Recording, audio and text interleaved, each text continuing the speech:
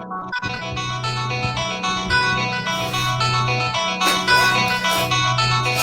can you hear me? Yeah. There's certain things that you can stop. Do you want to put on the fat shirt? What's going on, everybody? It's Thursday. It's 5 p.m., which means it must be time for another session in the man cave talking hoops. This is your man, Polk Hoops, coming to you live once again. Just want to say what's up to our two co-hosts. Couldn't do anything without these guys, so just want to say appreciate you first to the All-State PG, Corey Tuma, and to the All-State coach, Billy D. What's going on, fellas? Hey, Coach, how y'all doing? Much, man. How you doing? Hey, man, we just maintaining, trying to make it, man. We got another good show lined up today, so we want to get into it. So first off, as we do each week, we pass the ball to the PG. But before we do that, we very blessed and privileged to announce that we have our second sponsor, and this sponsor say he wants to totally be sponsor one segment of the show, which is Tuma's Take. So I want to say thank you to Coach Mike Blick and the Santa Fe Catholic Boys Basketball Program for their sponsorship of Tuma's Take. So what's going on? What's on your mind today, boss? Sponsorship for real? Just tell you, he sent me. I just got a message say he wants to sponsor the Tuma's Take, and he also want to do something else that I'm going to speak about a little later that I think is real nice. It's a real something he want to do with the show. But for right now, Tuma Tate has his first sponsor. So congratulations on that, Tuma Tate. So what is on your mind as we get ready to get going today, boss? First thing on my mind, man, is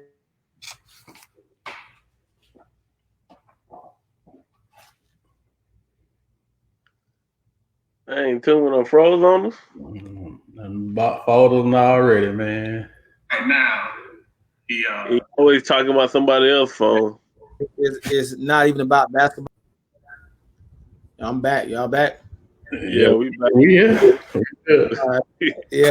So Metro push to get everybody out to vote. You know what I'm saying? It's important.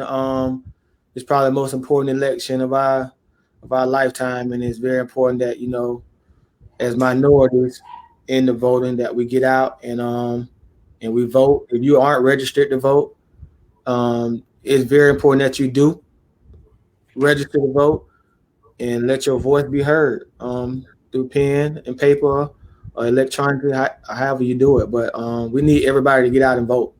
You know, right now we see a lot of changes going on daily with 45 that could affect us as we're getting older.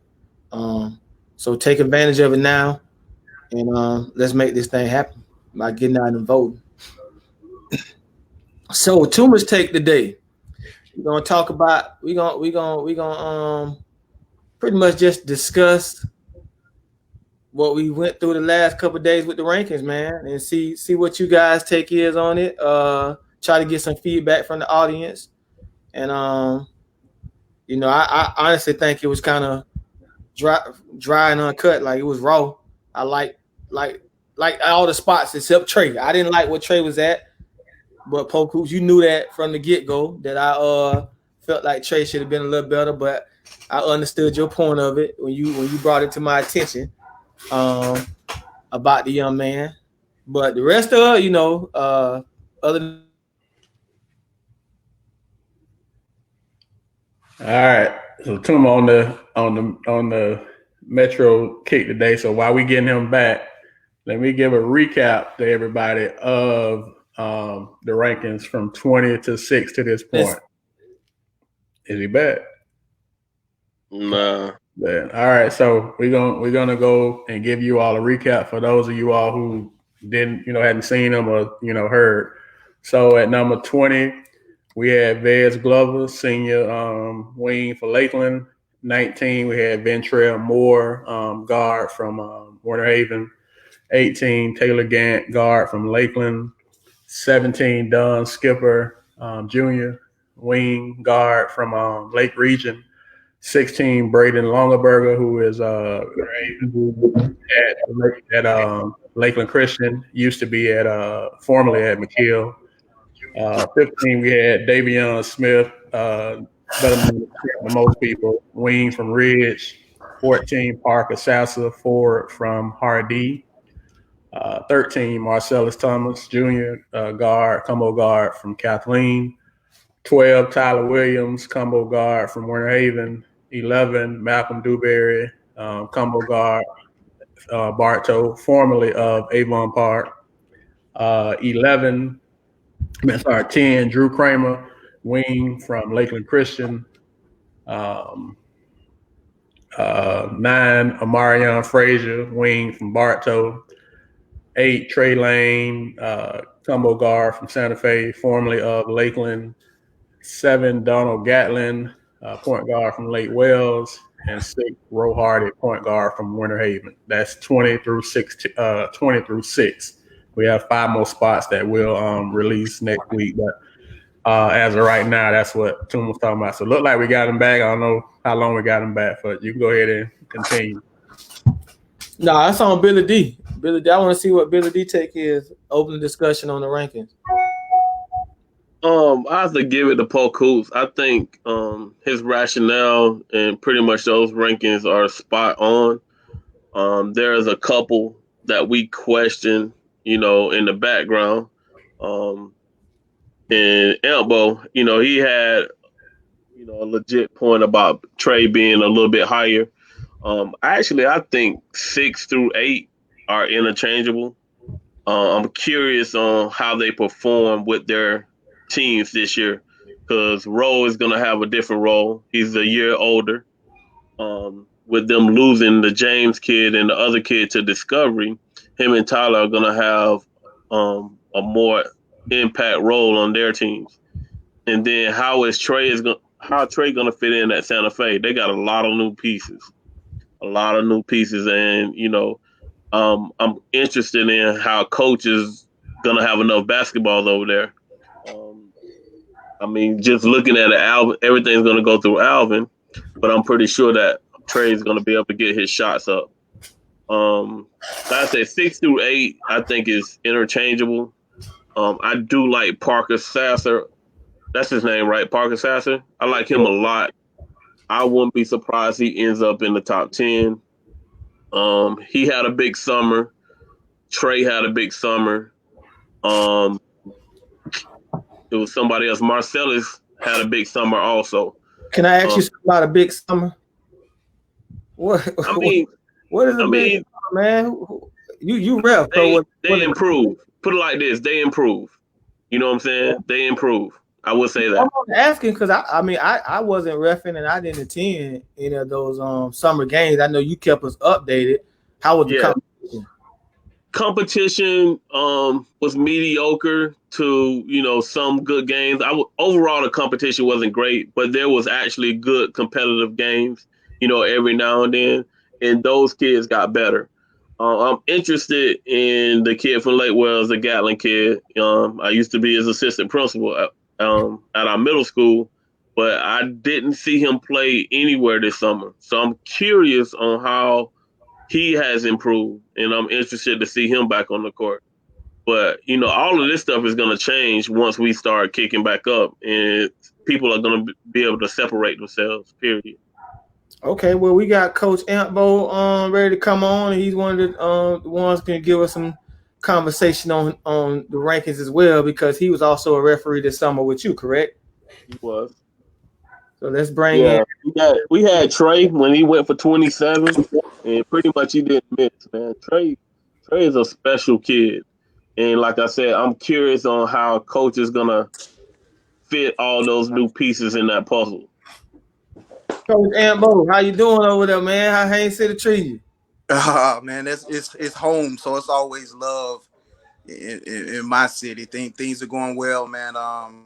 Happy to see you guys, and happy to be a part of today's broadcast. How's the COVID world treating you guys? Coach, it's hard but fair over my way. Obviously, we done been in the newspaper already. I wouldn't be surprised we in the newspaper again. It's kind of inevitable, but we trying to be as safe as possible. Yeah. Man, for me, it's exercise at home, man. It's like I'm back at Florida Southern training. I might have to come out retirement for that old school league. Oh no, we don't need that type of pressure. Hey, hey, now I just need to get in the gym and take some shots. The cardio is ready. It's just the other Yeah. part. Now you get in the gym and take some shots, but you know what I'm saying? I'm running a mile in like 8 minutes. I'm ready. Oh yeah. Wow. Yeah, well, that's what I've been doing over this situation we locked up in. Good deal. Good deal. So, Coach Ambo, we just discussing right now, 20 up to 6. I just kind of get there to recap. So I know Okay. you had got on yesterday and kind of had, couple some input, and so we wanted just so folks could get a balance, of your thoughts on the guys. And like Tuma said, you kind of saw them. You and Coach saw them a lot closer.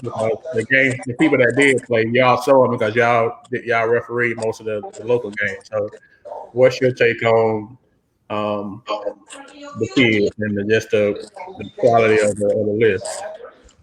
You mean the list up until this Up point? until now, yeah, we'll talk about the, I guess, top 5 here in a minute, but just up to right now.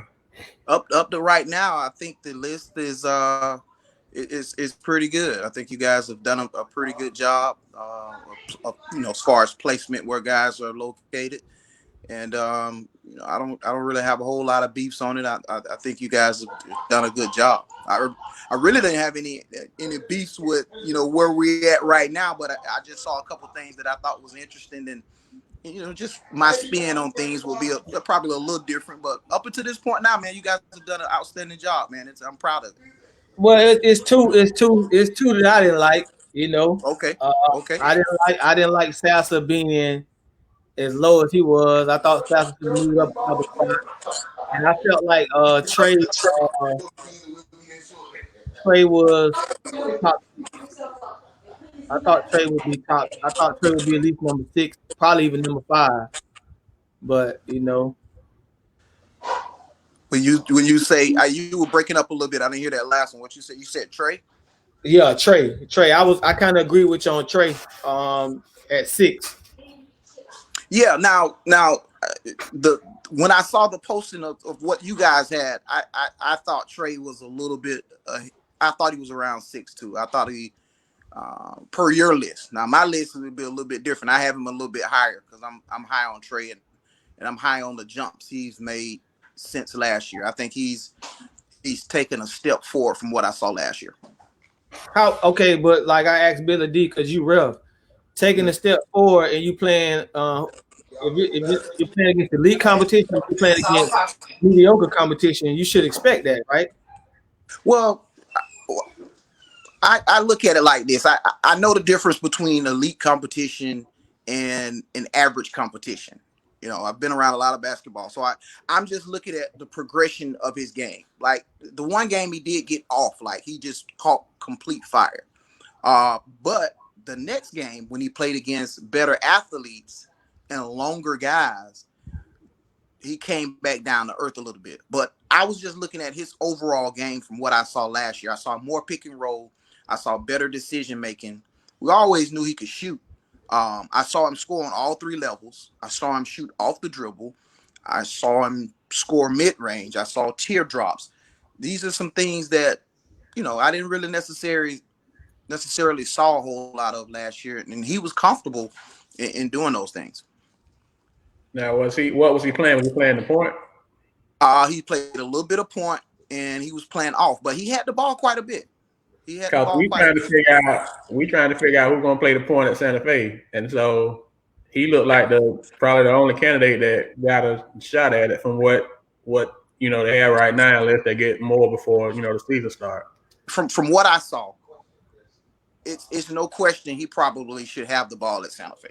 I don't know what the other guards. I don't know the whole totality of their team, but I saw enough from him that I feel comfortable with him having the ball for them. But as they get deeper, it's going to get a little interesting because, like, deeper as far as playoffs and things of that nature. I think, or playing against higher quality competition, it's going to be a little interesting because I can see people trying to take the ball out of his hands and making him do some other things. So he shoots the ball so well, you're gonna want him off the ball some too. That's just my personal opinion. Can you punk him? Can you punk him? Yeah. Ooh, that's a good question. That's a good question. He seems stronger with the ball and more confidence this year than what I saw last year. Even though his confidence was high, he wasn't on the ball as much last year. That's a good question. That remains to be seen. To be actually, I think that remains to be seen. So, in my opinion, I don't think you can. That kid, confidence right now. Yeah. He's not afraid of anybody. You know what I'm saying? Playing at Lakeland, I think, helped him out a lot. Just being in that type of environment. But his confidence right now, I don't think you can scare him. He's not afraid. Did I use the wrong word? Because I mean, a lot of people probably wouldn't understand that. I'm talking about we know what that means, but should I explain my word of using it? Because I took it a certain way. So go ahead and explain yourself. Toughness. I'm talking toughness. Can he handle the full court man to man? Can he handle going to the hole and getting fouled and somebody getting in his face? Can he physically handle that conversation from a group of tough guys that are not looking to get embarrassed? You know what I'm saying? Because you say he shoots the ball well, he's off the dribble, and I'm high on him, so I don't want nobody to take that. But is he tough? You know what I'm saying? Like for example, last week on the show, we had Diego ranked number 3 in the senior class, 2 or 3, which one? 3 in the senior class. And one of the conversations was he'll fade away. When you fade away, that means you soft. You can't handle pressure. So I'm asking because you guys watched him play. Do y'all think? And I'm getting your answer on it. So he's tough enough in any given moment, like he can be able to handle the ball for 32 minutes against Bartow. Mindset wise and his confidence, yes. He's gonna accept the challenge and he's gonna give you everything that he has. Now, that's gonna be a tough assignment. You know what I'm saying? I wouldn't personally have him as my point guard. I think that take away from his offensive game. But I saw Trey as a ninth grader, bro. That boy is tough. He's mentally tough. He has mentally and physically prepared for what is the game to offer. And like I said, you're not gonna be able to punk him. You will be able to exploit his weaknesses. You know what I'm saying? He's not gonna be a great ball handler against full court pressure. You know what I'm saying? That, but I mean, who can? It's not a lot of people, in the county that can handle that for a full 32 minutes. You know what I'm saying? I bet you we can count on one hand the point guards that will be able to handle that type of pressure. I don't think that's his best skill set, but like I said, his confidence right now is through the roof, which has, elevated his level of game, in my opinion. So okay, like because I think he's top. I think he's top 5, and we'll discuss that at another time. But my question is, like you're saying, you wouldn't play him at the point. He's 6 foot, correct? He's 5'11", 6 foot. So at the next level, he's a point guard. Yep. You wouldn't play him at the point. How do you get him prepared for the next level? Like he actually has to play point guard these next 2 years if he's going to be the expectation that I'm hearing from you guys. And what I think of, I mean, at 6 foot and he can get it how he's getting it, you need to learn how to play the point guard and not just learn how to shoot it. He needs to learn how to play the point guard. If y'all are questioning that. Okay, as a coach, that's not necessarily true. All right, what if I go and I recruit a 6'4", 6'5", Magic Johnson type point guard? You know what I'm saying? Then I don't need Trey to bring the ball up. I would look at it as that standpoint. But my thing is, I know Trey, huh? At the next level? At the next level. You know what I'm saying?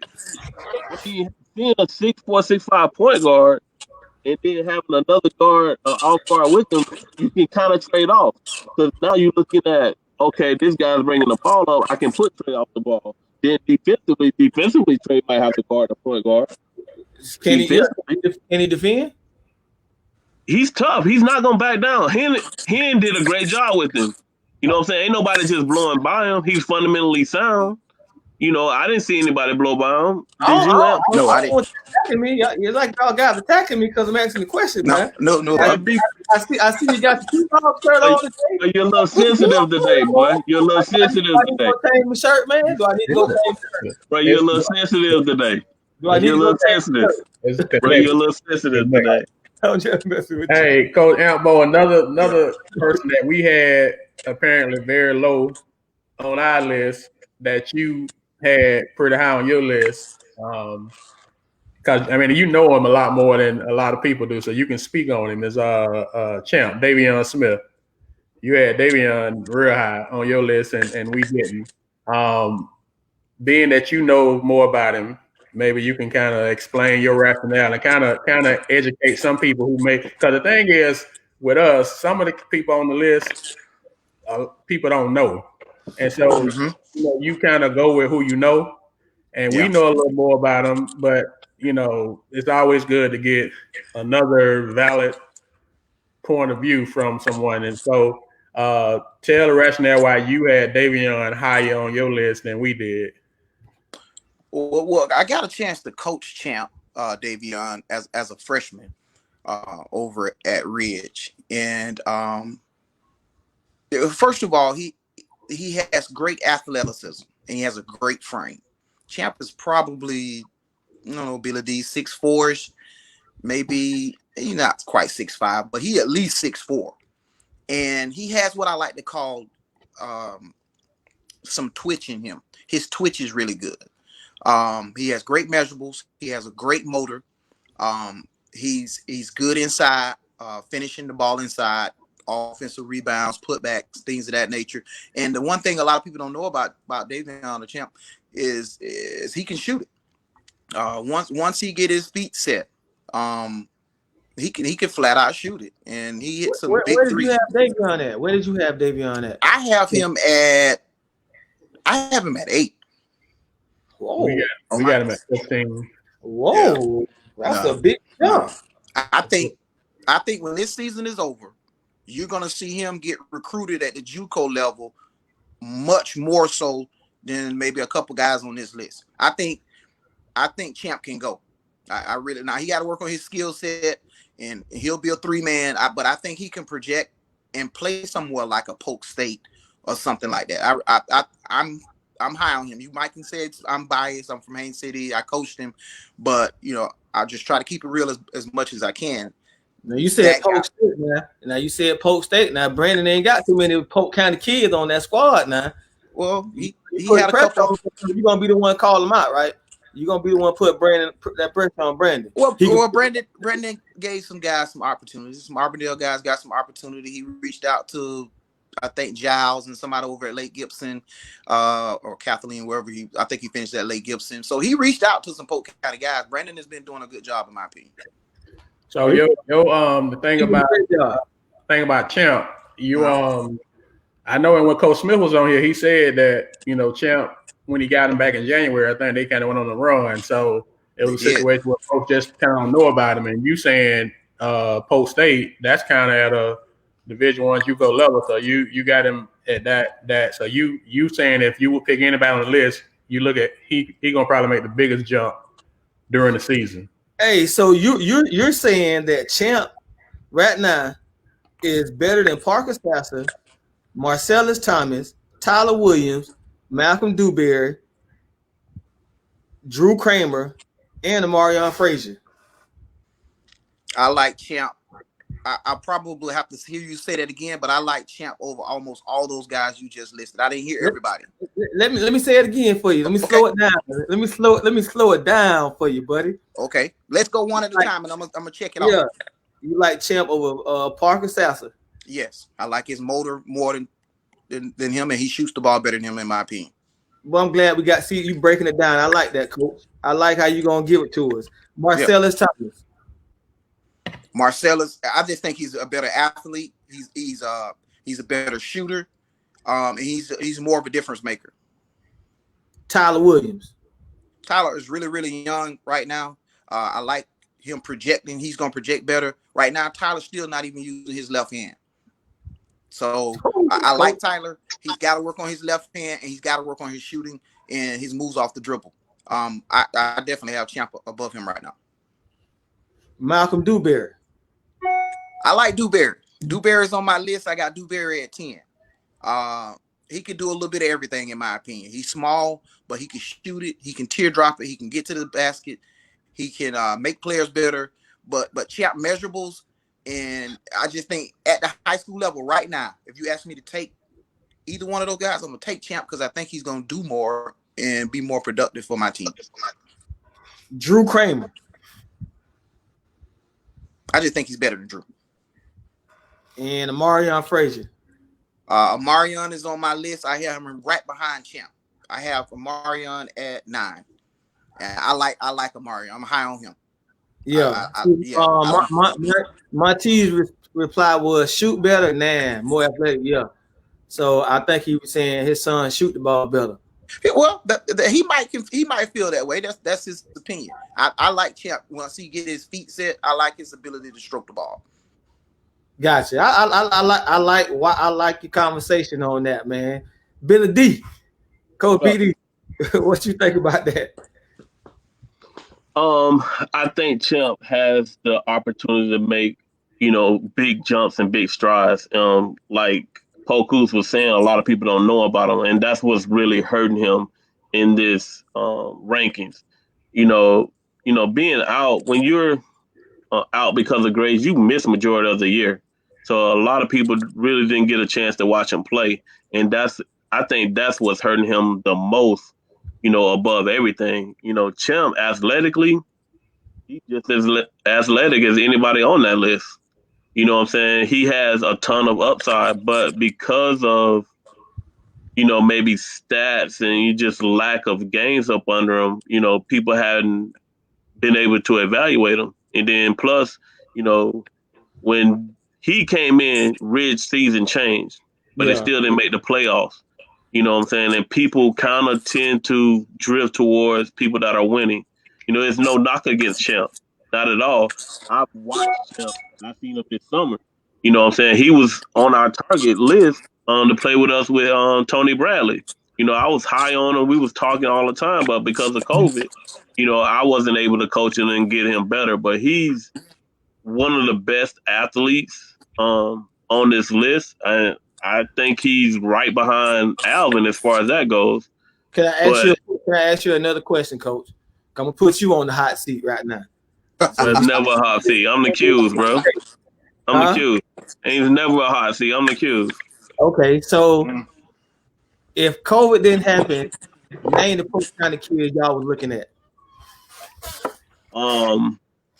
Champ was one of them.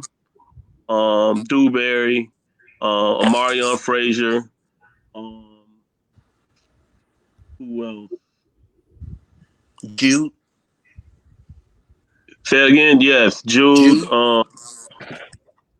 We had Parker Sasser on our radar also. He's not from Polk, but he's 8'6".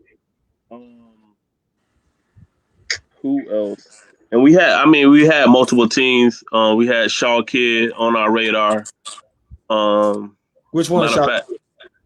Andre Shaw, his son. Okay. Yeah, he was gonna.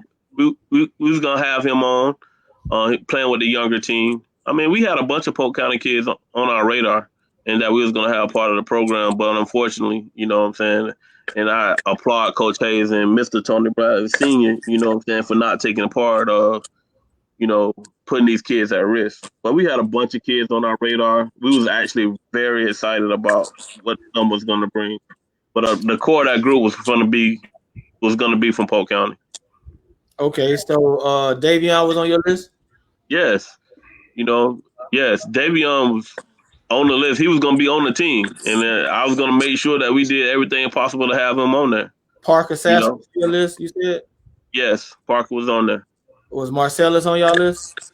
He did not come to our tryout, so I would say no. Tyler Williams on y'all list?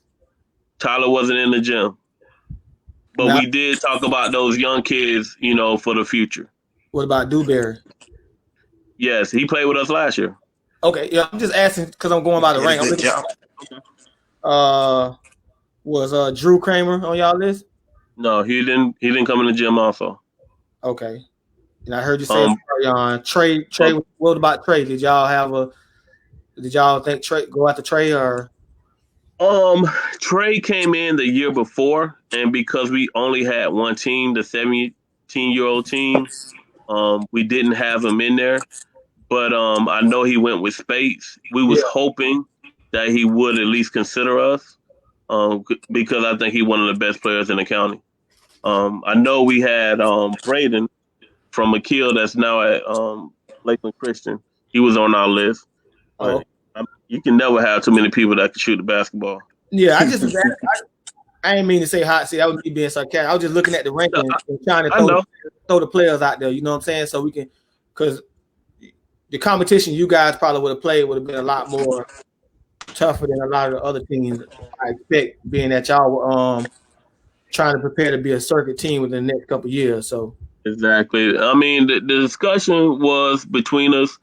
We was hoping that we could grab that upcoming sophomore class and keep them together and become a circuit team. If we could have somehow convinced, Tyler, Rowe, the James kid, KJ, all of them to be that core group, we would have been a circuit team by next year.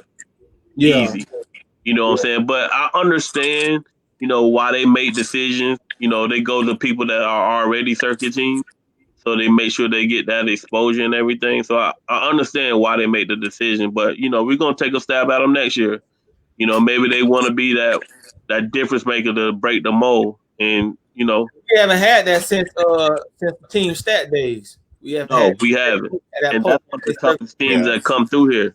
Dominique Davis, Idell Bell, Dominique Jones, Brandon Robinson, Mig, Miguel, K-Fo. But that's one of the toughest teams that we had. I love coaching them. Yeah, good. Polk Hoops? Well, I'm gonna segue in this is one more question I asked about the ranking. So we at 20 through 6. So, and I'll ask you this first, Coach Bo, and then we can other two if y'all want to jump in. Who did we miss out of the top 20? Out of the top 20? Yeah, who did we? If you can think of one name right off, and you may not, and I know I'm putting you on the spot, but what's one name that you feel like we missed? One name go ahead, Corey. I got the name for you, but you go then I'm gonna throw a name out there. I'm just see if you can mention the name. Well, he put me on the spot, so let me ponder a little bit, and you go. I'm gonna come back. Okay. Yeah. So Marty just said Johnny Torrance. Should he have been on the list? And this is the thing. This is my point. I don't want it to seem like we, No. Yeah. I mean, it's only 20. It's only 20 kids. So, it's just like with anything. You do an all-star team. You that you do the NFL top 100. There's always some deserving people who, I guess, don't make it. So there were a couple names that came out that people felt like we missed during the week. We'll mention at the end of the season. So I'm just putting it out there just for the sake of, conversation. I have one now. I thought Trey Coleman from Ridge. Did he make the list? He didn't make the top 20, no. He didn't make the top 20. I think that's a guard that's a little under the radar. Underrated. I think he could have been on the list. I like what I saw from him with Team T-Mac. This year I think he's a sophomore. He's going to be a junior. I think he's a junior now. I like what he brings to the table. He has to get a little tougher with his in-between game and some of his decision making. Some of these little guards, you see them get to the below the 3-point line and they leave their feet and do some things that they shouldn't do. He has that in his game a little bit that he got to correct. But I think he's a guy that could have made the list. Okay. About Johnny Torrance. We got Trayvon Coleman. We got Johnny Torrance. Who Coach Billy D? You got a name that you think we? No, coach, I don't have a name, but you gotta imagine, we had a couple kids leave too, which, allowed a couple people to jump on that list. Remember the James kid went to the Rock and Yeah, the, that's right. Yeah. And you know what then I'm saying? Changed to 20. the Exactly. He two bigs from 6'8", Yeah. 6'8", can shoot it, he'll rebound. I'm seeing him, dunk with confidence now. I mean, he's got a tremendous upside. And So got, with him leaving, got a Division 1 offer already. you got a Division 1 offer already. And From I who? already talked to And Cleveland State. Cleveland Cleveland State, he State? got it this week. Oh, Cleveland State. that's what's Their up. head coach was assistant at Florida State with Leonard Hamilton. And I know Okay. him really good. I take What's the up? shout We out. still ain't mentioned Johnny Torrance. Like, what is your take on the Torrance kid? Because his name came up a lot, and Monty He brought his name up. did, but I haven't seen him play enough in order to make that assessment. That's the Y'all. same way I feel. Oh, So okay. I can't really say if he's better than one of those kids or not. So that's why I'm not going to speak on it. I would respect the opinion of you guys and Monty that have seen him, more than I have. I haven't seen him that much. I would like to know if Monty could tell me who he's better than in the 20. Right? Where would he move him up at? Is he number 20? Where would he move him up? I would like to get that answer from Monty. That's the juicy stuff. I mean, but that's the juicy stuff. Who you would take off? Who would you take off? Better yet, when you mention the kid, like, who would you take off? A lot of people don't want to do that. Hey, but they ask us why they ain't on the list. So tell them, It's fair. I think it's fair. It's a very who you take off if you're gonna put a kid on the list. Like even for you to say that, so he say he's not calling no kid's name, so I guess we'll ignore him when he throw out the Torrance name again. For you, who would you take off then if you said the kid that you said from Ridge should have been on the list? Who would you look at for a slide down maybe to the 21 that's fighting that spot? That's a good question. I'm not afraid of the smoke, so I'll take a kid off. I think right now, as far as what I've seen from Trey, he's a little bit better than and no offense to Don, but I think he's a little bit better than Skipper's kid. I think what he did Skipper's kid make the list, right? Did he make the top 20? Yeah, he did. Yeah. Now, he was pretty high though. I mean, hold on, Skipper kid number 20. No, Skipper 17. Yeah, so you asked him one name, so he gave you a name. Yeah, no, I'm saying like to move him up that high. That's what he. You take Skipper off the list, or you move Skipper back. No, here's what I'm saying.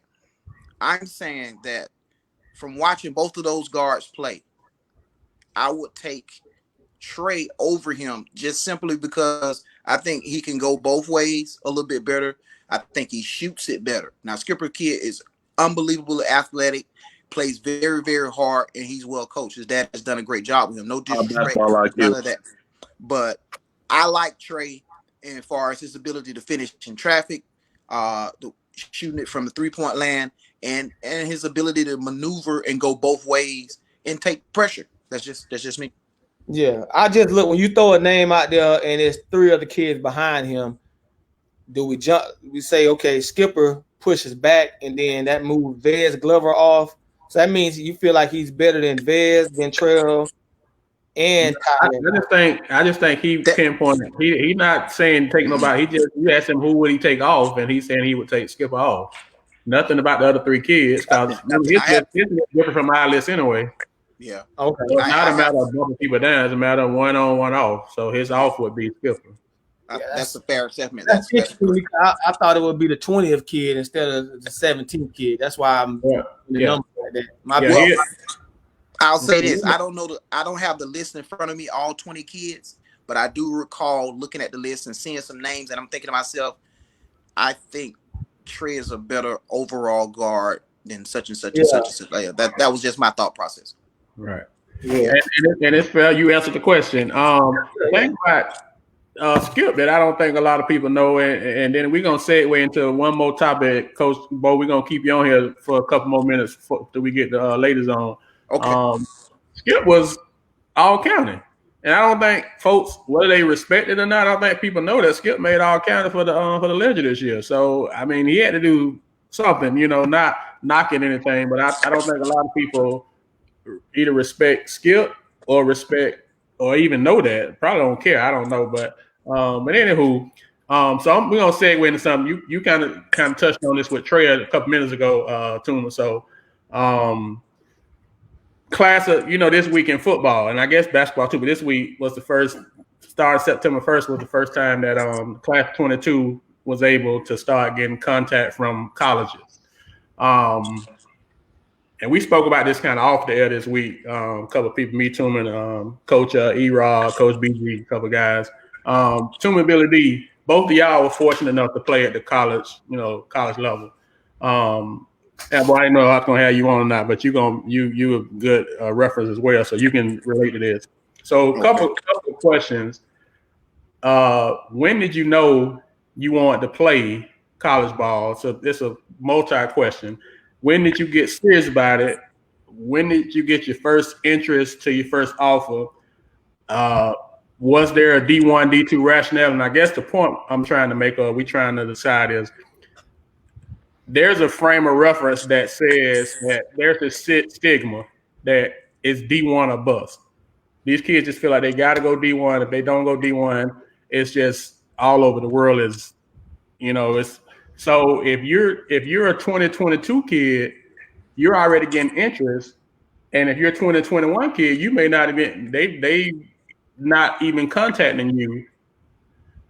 What's the frame of reference as far as the thought process? What was you all's thought process, and far as just the whole thing, and what is your take on all of it? That's first of all, that's clear. If they're jumping over you, not giving you the interest, and they're already going to 2022, when you already eligible for just grades, and you don't have to worry about the test, then you got a skills issue. You got to come to reality, and you have to come to reality about whether you're a college basketball player or not, because when they waive that test, that should have opened up for 2021 to begin several phone calls and interest and offers. I would think, and I think this thing's hurting 2021 because they're going to open up the transfer portal, and more colleges are going to want to take the transfer portal kids before they take the 2021 kids who are just a question mark, because you don't have to worry about the test now. So you should already be getting in a situation where you kind of know idea what's out there and where you're going. For me, I knew I wanted to play college basketball after it was an Orlando Sunshine Exposure Camp my sophomore year, the summer going into my sophomore year. It was me, Vince Carter, Gerald Zimmerman, Pop. That's when I first met Pop at this camp. I want to say it was Art, Tracy. I want to say Jimmy, Ladarian. It was all of us at this Sunshine Invitational Camp. It came Eddie Shannon. It was pretty much all the names of the names. And leaving that camp, I had a few people tell Coach Williams then that I was a college basketball player. So that was the summer going into my 10th grade year. I kind of knew that I had potential to play at the next level. Wow. Now I just need to take care of business in the classroom and continue to improve as a basketball player. Okay. Coach Billy D, same question. Or a take on it, I guess. My brother was pretty good, and the period that I came through at Lake Wells, it kind of set a culture and a tone where that was, it set it pretty high, and then with the parents that I had, college, that was the only option. So, but my thing was, I didn't want my parents to pay for college. So I was going to bust my behind and get a scholarship in anything, whether it was basketball or football. It could have been playing marbles. I didn't care, but I was going to go out there and compete, at a high level. You know what I'm saying? I knew I was smart enough to get a scholarship, and I knew my skills levels was, good enough in order to get an offer, But I'm gonna tell you this though, and I'm gonna tell you what my experiences are. It's actually the way you communicate with the people that reach out to you.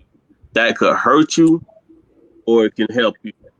In my case, I had a visit to go to Howard University, you know, but that particular week, New Mexico State came in like, hey, we need you to come out this weekend. We bringing in two people. You are one of our guys. We need you to do that. I was like, well, coach, I got a visit already this weekend. Can I come the next weekend? They was like, no. You know what I'm saying? It's got to be now. We ready to pull a trigger now. So in that instance, I didn't want to be the person to pull out from Howard, and go against my word. I said I was coming up there, but in the end, I probably should have. And then I probably would have been, at New Mexico State playing football. But it's all in how you communicate with those people. And what I'm hearing now, people will reach out to these kids and they'll kind of blow them off.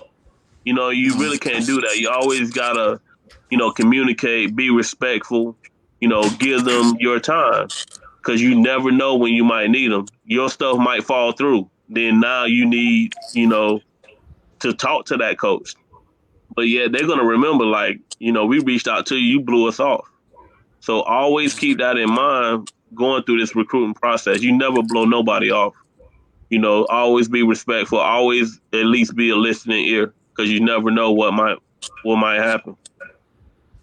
That's a good point. Okay, Coach Campbell, you got any take on it? Well, I was never one of those. I want to piggyback on what Billy D said when he said about not burning bridges, and I remember we had Brian Morales over at Haines City. I think you guys remember Morales. Very, very athletic guard. Really, really could play all sports and run track. But he was probably a baseball guy first. And I remember he went to an Adidas event out in Texas. And I got a text message asking about who is Brian Morales. Kansas State was asking. And I remember that assistant coach telling me that he pulled Morales to the side, and Morales told him, hey, I appreciate it, but I'm a baseball guy first. And I was like, whoa. So I thought Billy D brought up a good point, that communication skills, being coached up on how to talk to people, because they never really showed any genuine interest after that moment. When he said, hey, I appreciate it. I like basketball. I'm baseball first. I just want to let y'all know that. And I thought that was, even though he ended up playing baseball and doing it real well, I just think that's not something kids should be doing. Yeah, I agree with that. Yeah. So good stuff. But myself, I did not play college ball. I was a late bloomer. So I didn't really take things as serious as I should. I love the sport. But I really learned how to play once I graduated. That's when I started taking it a little bit more serious. So, but I do agree with, and I do like some of the stories that Corey and Billy told and shared with us. That's pretty good stuff. What's your take on and we just to get a different take from Coach, the interest offer conversation. What's your conversation and your advice and your conversation with kids that you coached?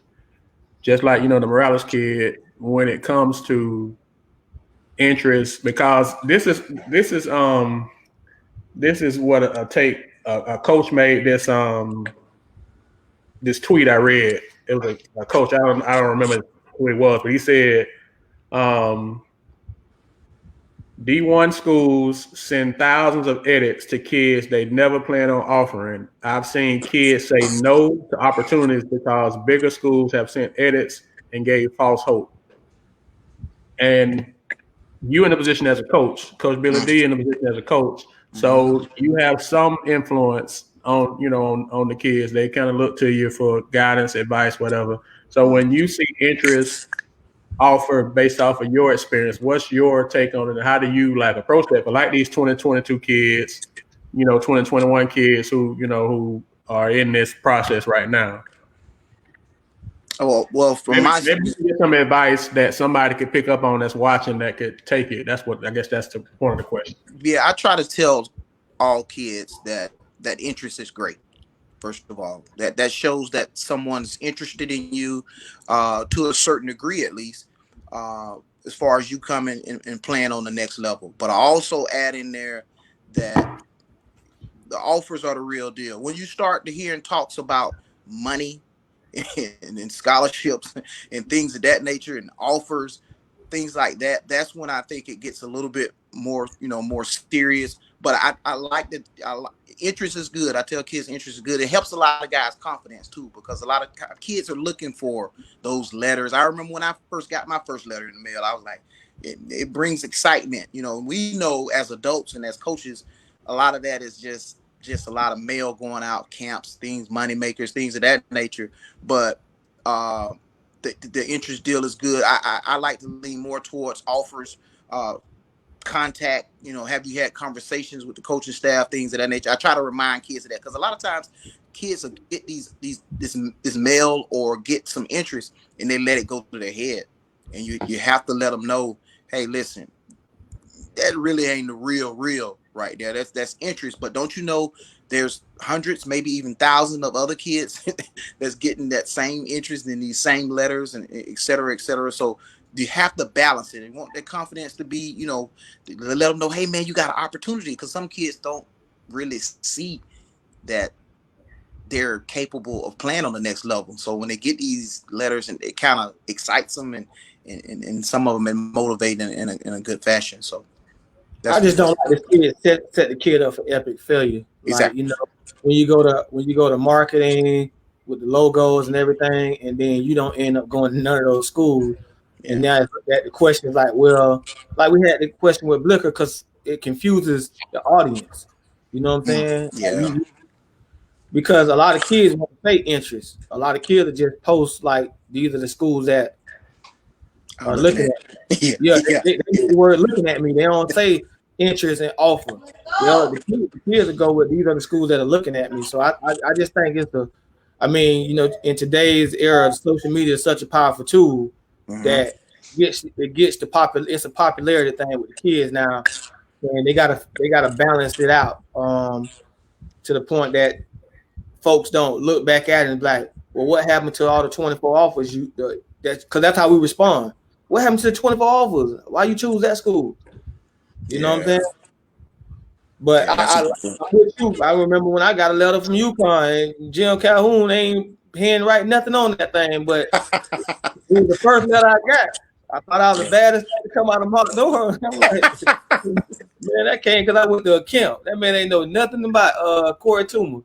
So, but I get it. It's just all about now being careful. You know what I'm saying?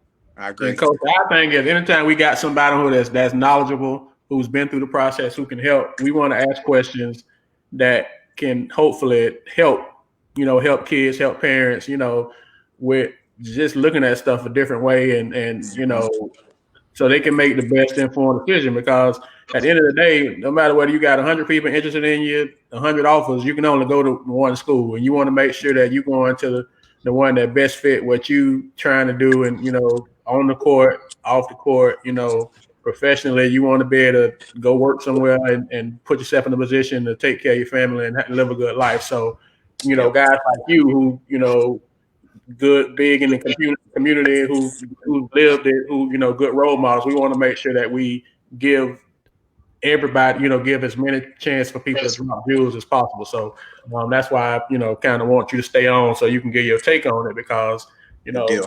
we respect your take, and not that we don't respect everybody take, but we'll just say we respect some people's take. We give validation to some people more than others, and we take yours. So that's why when you jumped on and gave your take, I'm like, we want to get your own so you can speak about it, because we know you're gonna give good insight on it. Well, Appreciate it. Coach Bo, man, appreciate you for coming on, man. We got our other guests up to get ready. Okay. You welcome anytime, man. You always a good tool of conversation. Just like us, you around the basketball a lot, so I don't want you to ever think that when you post something, we offended by it. We love to have that conversation. You know what I'm saying? I do disagree with you when Yeah, it comes to that top five. We're that's not gonna part of agree on the top five, but we're that's gonna have part you. of We'd love to have you come back next week, man. We do the top five.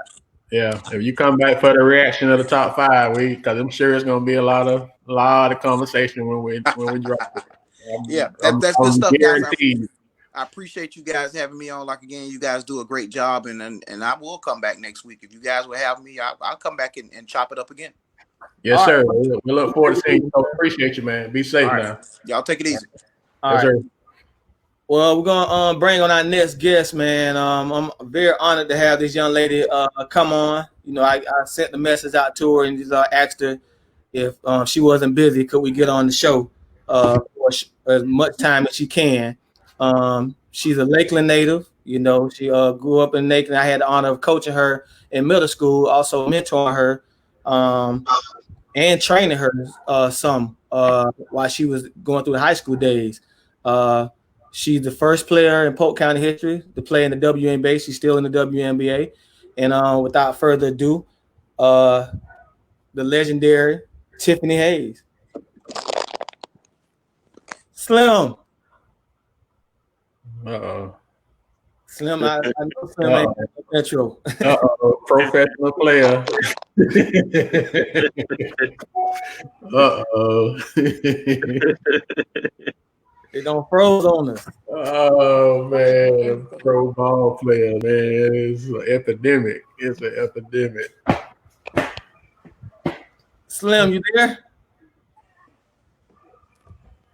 I think we still caught. I'm gonna text her and tell her she probably have to log back on because it froze.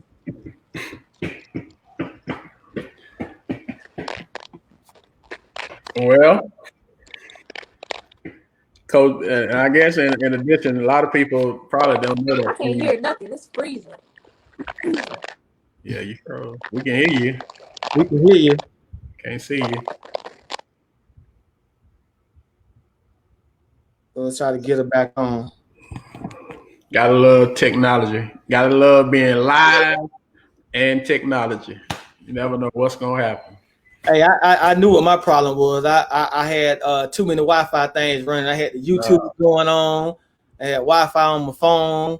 And I'm like, hold on, I ain't never froze up, but I ain't never. All that heat, how he be coming for people and he done froze up twice. I don't even want to hear that right now. He probably still in the neighbor on Wi-Fi. That's what he doing. Oh man, he had to go out there and hit the pole real quick. Yeah. I'm in the man cave, man. I'm good, man. I ain't hit no trees or nothing, man. I had to just get off, take everything off. Let's try this again. Slim, you there?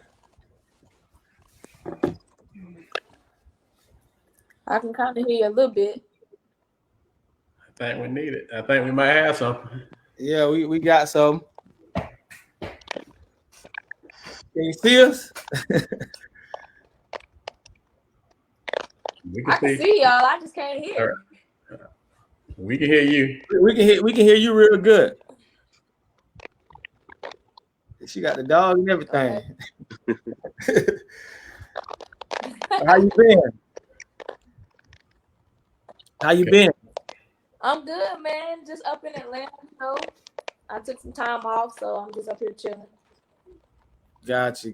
You still training and everything, or you just enjoying vacation? I see you on Instagram. You traveling a lot right now. Are you taking care? Are you training, or you just kind of relaxing through the pandemic?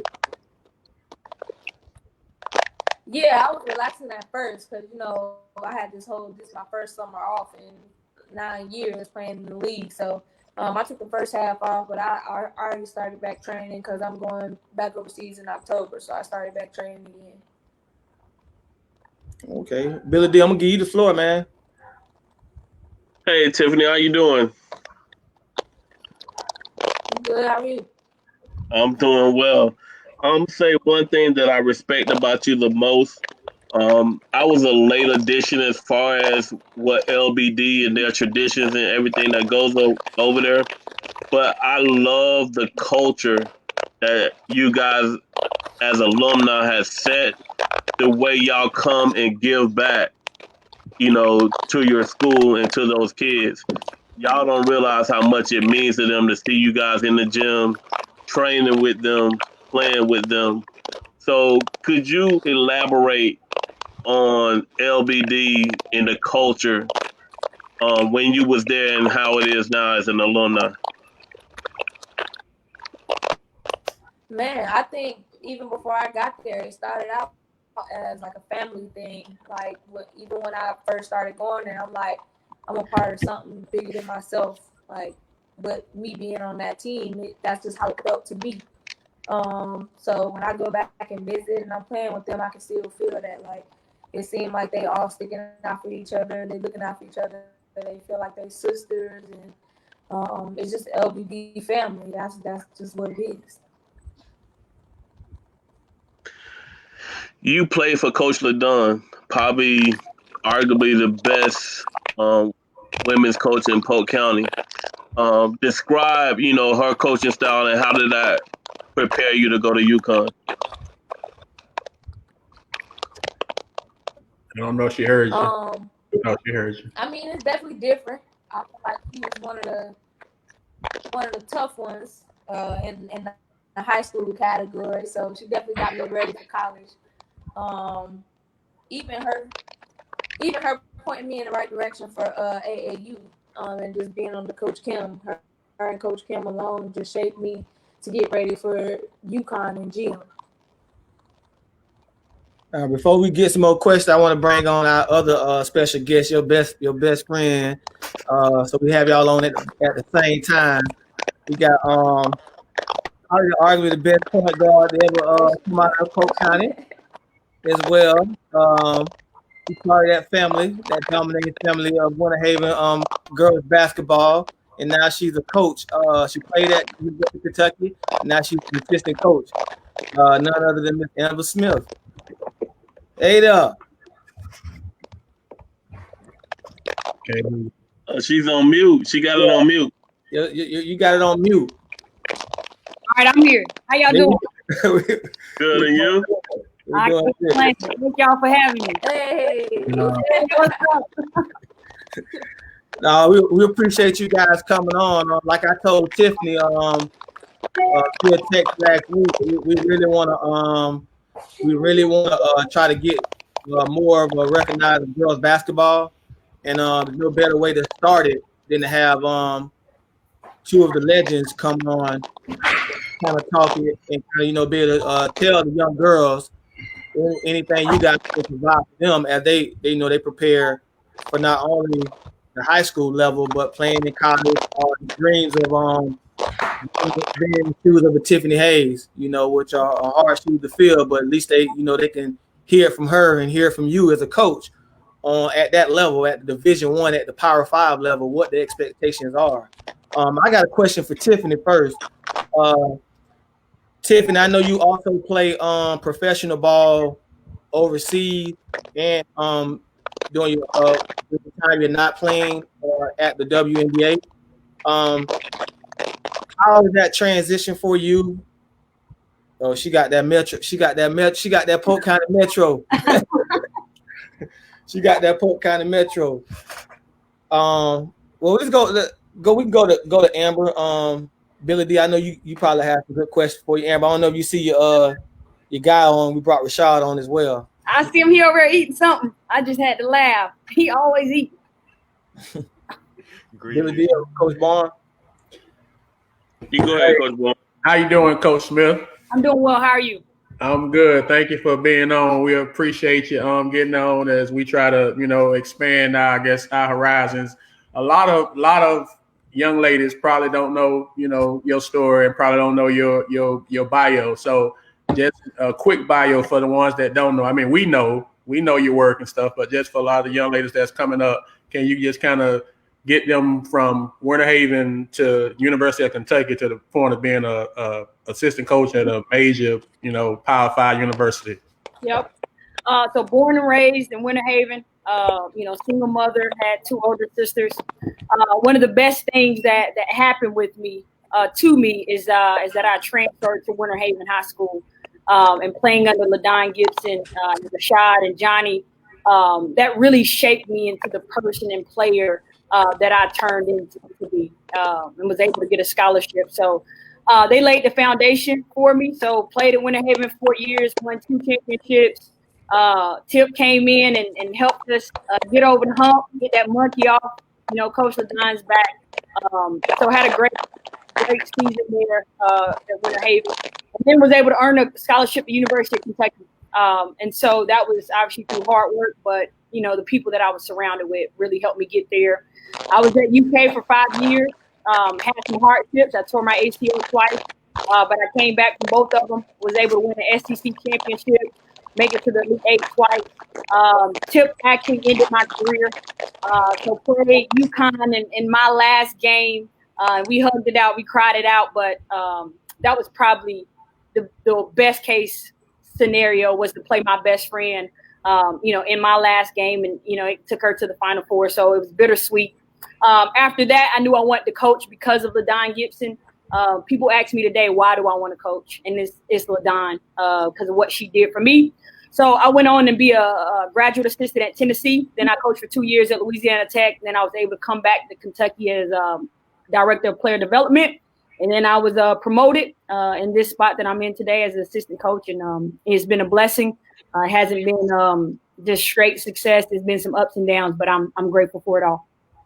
Amber, I got a hot seat question for you. And I hope you can give me an honest answer to this. Rashad is my business partner. I don't know if you know that. We've been business partners since 2012. So the hot seat question, because I got him on here, can you really coach? Listen, man, I tell everybody to this day, this man taught me everything I know about basketball. Now, I'm just telling you, man, the point guard that I am today, like he made me. He made me. So I got to give it to him. Corey, I got some, I got a couple credits out here now. I work at. And look, when the other one get back on her, you can ask her the same question. I gotta ask her. She ready right now. You come on. I'm the funny guy. I couldn't have a funny moment today. Tiff, I got a question for you real quick before we get back with Billy Deal, Coach Barnes. Can you hear her? Amber already answered it, but I need your honest answer. Can Rashad? Me and Rashad business partners, right? You know that. Me and Rashad been business partners for a while. But he's on here. I want to bring him in. Can the guy really coach?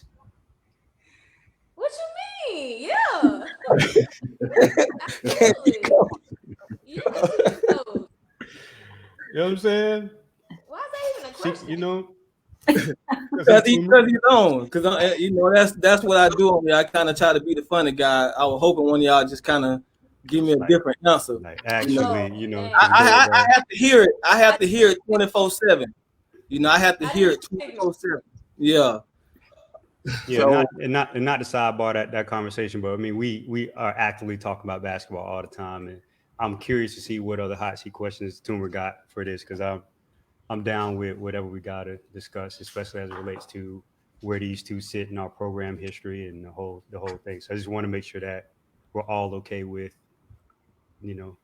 I want to ask both of you ladies a question. It's been I guess a hot topic here in Polk County lately, this year more than past years, and both of you all can personally attest to this. They have this thing called the transfer portal, and I'm sure, Coach Smith, you're aware of it. There's been a lot of transfers here in Polk County this year. It's mainly been on the boys' side. Both of you ladies transferred. I didn't know you did, Coach, but I know Tiffany did. You guys transferred to Winter Haven. So what is your take on? Well, I did not transfer. Well, you from Lakeland and you end up at Winter Haven. That's a transfer. I had to go to another school and then transfer to Winter Haven for it to be a transfer. She moved. Okay, you moved. Okay, you moved. But the point is, y'all went to a school that y'all probably wouldn't have went to, wasn't supposed to go to. However, I'm saying it. I guess my point I'm trying to make is, what went into the thought process? What is your take on it? Because there's a lot of different opinions on it now here in the county. There's a lot different now than probably when you all were coming up. if you don't want to answer it, and I'll say this like we say anytime, you don't want to answer it, that's fine. But just trying to get some insight to some people who've been through it, for the kids that are coming up going through it or about to go through it. And you just talking about within high school, or you talking about college? High school. High school. I mean, I guess I didn't necessarily go through it. You know, I was at my church school up until 9th grade year, and I played at Sunrise, you know, for a season. And then it was, you know, where do I want to play high school at? And so that was Winter Haven. But I will tell you about a situation I went through at AAU, and I'm mad at Rashad to this day, but I'm happy he made me do it. I was on an AAU team. And the point guard was the coach's daughter. And she was not better than me, but she played more than me. And so I went to Rashad. I'm like, man, he ain't playing me. I want to leave. I want to go to another team. And he was like, you made this commitment. You made this decision. You're going to stick it out, and you're going to get better from it. So I think people need to do more research, more information on who they're going to play for. And it's going to be hard. You know, that's just life. And so I think what our parents have to do, and what my mom did a great job of, when it gets hard, I'm not going to just quit. You know, I'm going to try to find the positives out of it. So my advice is, you know, do not just quit once things get hard. Obviously, there's different situations and different reasons where you probably need to leave, but that's my 2 cents. Tiff? How am I gonna go after that? No, but I think the same. I mean, when you make a decision, I'll just say stick with it. Like, I had a lot of my friends in AAU go to the same school, and I knew the best choice for me was to go a different route. But I wanted to go where my friends went, because they all together, we've been together, we played together, so it would be natural for us to just go to the same place and just keep playing together. But I think I really had my mom in my ear helping me out, and my coach, my high school coach, helping me out to go in the right path, even though I wanted to follow my friends. But in the back of my head, I knew too that it was the right thing to go to the better place where you'll get better guidance from your coaches, and they'll look after you. They'll make sure you're really getting your schoolwork done and your on the court stuff done. So I think you really got it in yourself to just listen to yourself, but other people around you as well, you need to have to help you make those decisions. I think it both was power moves for both of y'all. I mean, just for the program situation, it was definitely the best move. You guys end up winning 2 or 3 state championships by playing together. So it's always like, if you're competing to put the school, the jersey on the front stream instead of yourself, sometimes it's always a great move. You guys did it early, like you moved in as freshmen. You make the adjustment instead of being out of school, out of high school, and moving over. A question I have for both of y'all, and it kind of can help the younger kids, young ladies that's playing basketball now.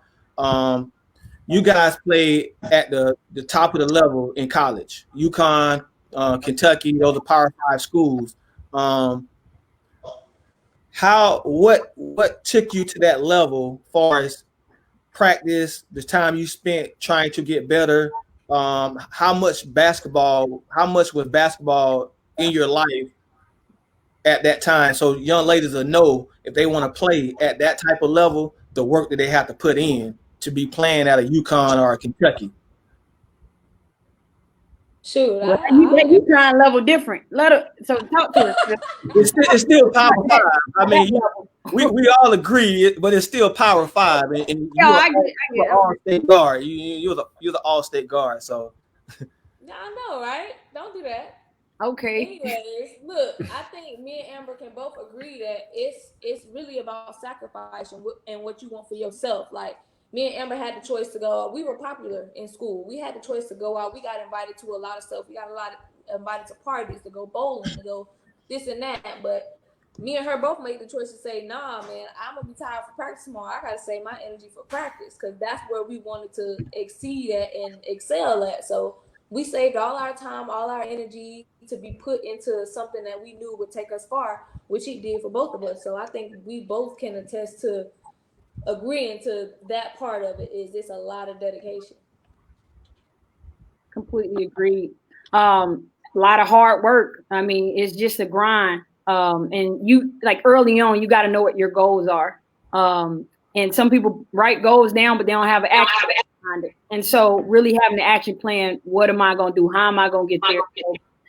Listen, I give so much credit to LaDon and Shad because they laid the foundation. And Tip can probably say this: when we got to college, I didn't struggle as a freshman. I didn't. I just like fell into place. You know what I'm saying? Because the tempo wasn't a problem because we set that. The discipline wasn't a problem because it was demanded of us in high school. So have like you all are important. You are impacting our youth. And so what you do is important because it lasts. And the reason I'm here and that I've lasted is because the foundation was laid early on in high school. See, a tip. I don't think a lot of people know with Tiffany. That her brother and her mom put more pressure on her because she would leave practice at Winter Haven, and then she would have to come over to me and have to do training, and then some of the other girls would follow her. And I know she hate. I you can be honest now. I know you hated it, but it was like you couldn't say no. And I mean, it was times coaches over there like you can't come train with Tuma, but your mama wasn't trying to hear that. You had to come train even after a practice. You had to come over back to Sleepy Hill and train with Miguel, Bradley, and all those guys to put that extra time in to get to that level. I ain't gonna lie, I didn't want to do it at the time, but at the same time, I still had a choice. I could still be some of those rebellious kids that's gonna be like, no, I want to do something else. I don't want to come here. But even though I didn't want to do it, in the back of my mind, I knew that's what I needed to do to be where I wanted to be. So I made that decision within myself to be like, okay, I know I just left a whole 2-hour practice, but I got to come over here and get killed by Tuma and all the guys that's supposed to be going league and all this stuff. So, like she said, it's a grind and it's a sacrifice. But I think in the back of my mind, I really knew what I wanted in my life. So I just went ahead and rocked with it. Billy D, Rashad, Core. Both of you young ladies end up winning multiple state championships, and you guys are without a doubt the best 1-2 female punch in county history. Probably could be comparable with some guys, although we'll get killed if we say that, but we don't mind it. You guys both came from different backgrounds. You didn't grow up together. You didn't go to middle school together, elementary together. You kind of met at Winter Haven High School. Kind of talk about how you guys just meshed, friendship, like you say, you're best friends now. How did that happen for you all to go from incoming freshmen to multiple state champions, and the importance of, I guess, teamwork, family, and all of that? Because I know it couldn't have been easy. I mean, you all made it look easy, but I know it couldn't have been easy. Listen, we got that state championship that first time, and my freshman year, I'm like, man, this was tough. And then this long, lanky guard came walking through the door, and so I'm like, who is this? So then I saw her do her thing. I'm like, okay, let me take her into my wing, because she gonna help us win the championship. But Tip was just real, just like, funny, just go with the flow. And so, I mean, we just meshed. I mean, that's just what it was. And I think, the coaches did a great job of bringing, good people, having good people in our program. And so I don't know, it was kind of easy as far as our chemistry, but we worked extremely hard. So. Billy D, you got any questions? I got a question. I can put them on the spot. Like I said, I was fortunate enough to be a part of LBD. That was a transition for me, because being the head basketball coach at Lake Wells, coaching boys, what I seen at the gym at the time was totally different than what I seen over at Winter Haven. The culture's different. The coaching is different. And Johnny was trying to tell me, like, hey, we're different over here. These girls can go. and I had to see it for my own eyes for me to become a believer. And then it's actually funny. Polk Hoops, Tumor, you need to come in the gym during the summer. When all the girls come back during the summer, it's nothing like it. It's unbelievable how they compete. They worse than boys, period. They worse than boys, period. Then you hear them arguing about the championship teams. It's funny. But my thing is like Winter Haven has been to the White House like 18 times. So is it Coach Rashad fault y'all didn't win all 4 years, or is it somebody else's fault? Just hold on before you answer that. You find a state championship where my name ain't on it. Oh, okay. No, I mean this is what it is. Like, there's no Winter Haven State Championship with my name where my name's not on it. And my sister in that squad have been they have been there before and they've been there after. So, I mean, let's not attack this resume. This resume is pretty goddamn. You know what I mean? Only way I can attack it because mine can match up to it. And we have that relationship where we can do it. Yes. We will literally be arguing on the sideline. Yes. And that's what it takes to win. A lot of people probably don't know this. Y'all that are watching that Coach Billy D and Coach Rashad actually coach together now. So they actually, at Winter Haven. So that's kind of the background on that. Rashad, I got a question for Rashad, though, a serious question.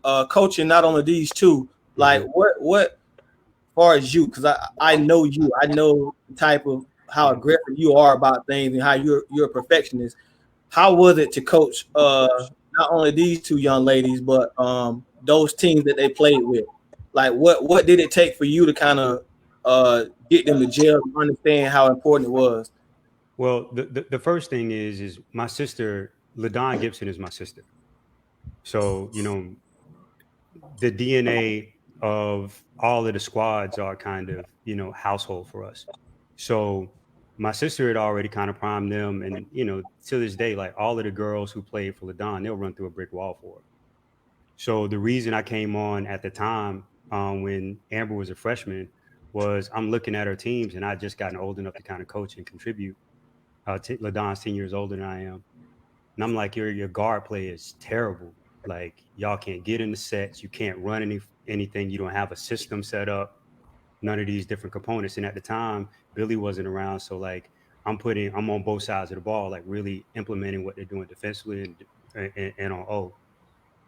So it was apparent to me, like, all we got to do is put them in a position where they know how to play basketball. This ain't going to be hard. And the girls' game wasn't as evolved at the time.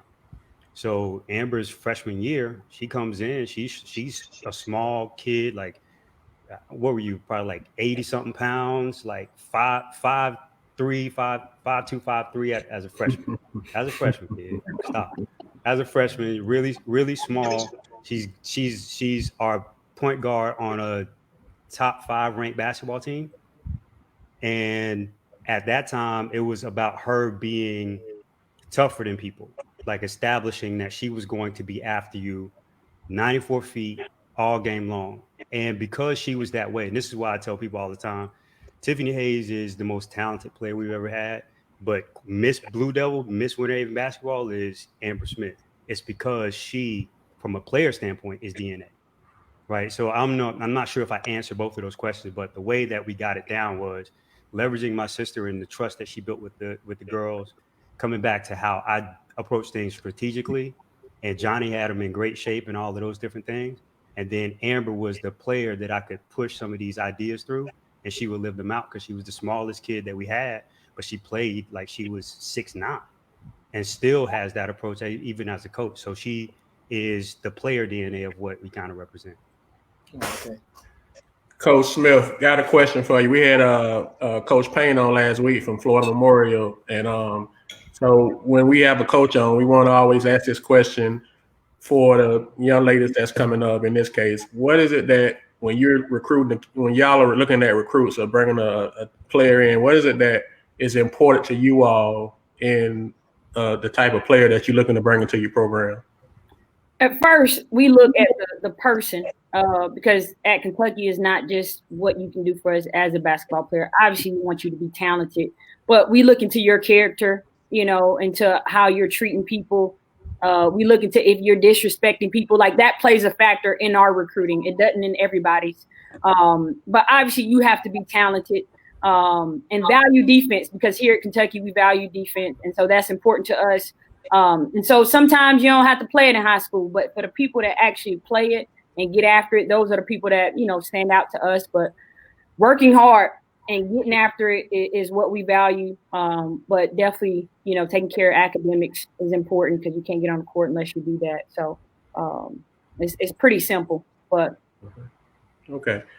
And I got one, Coach.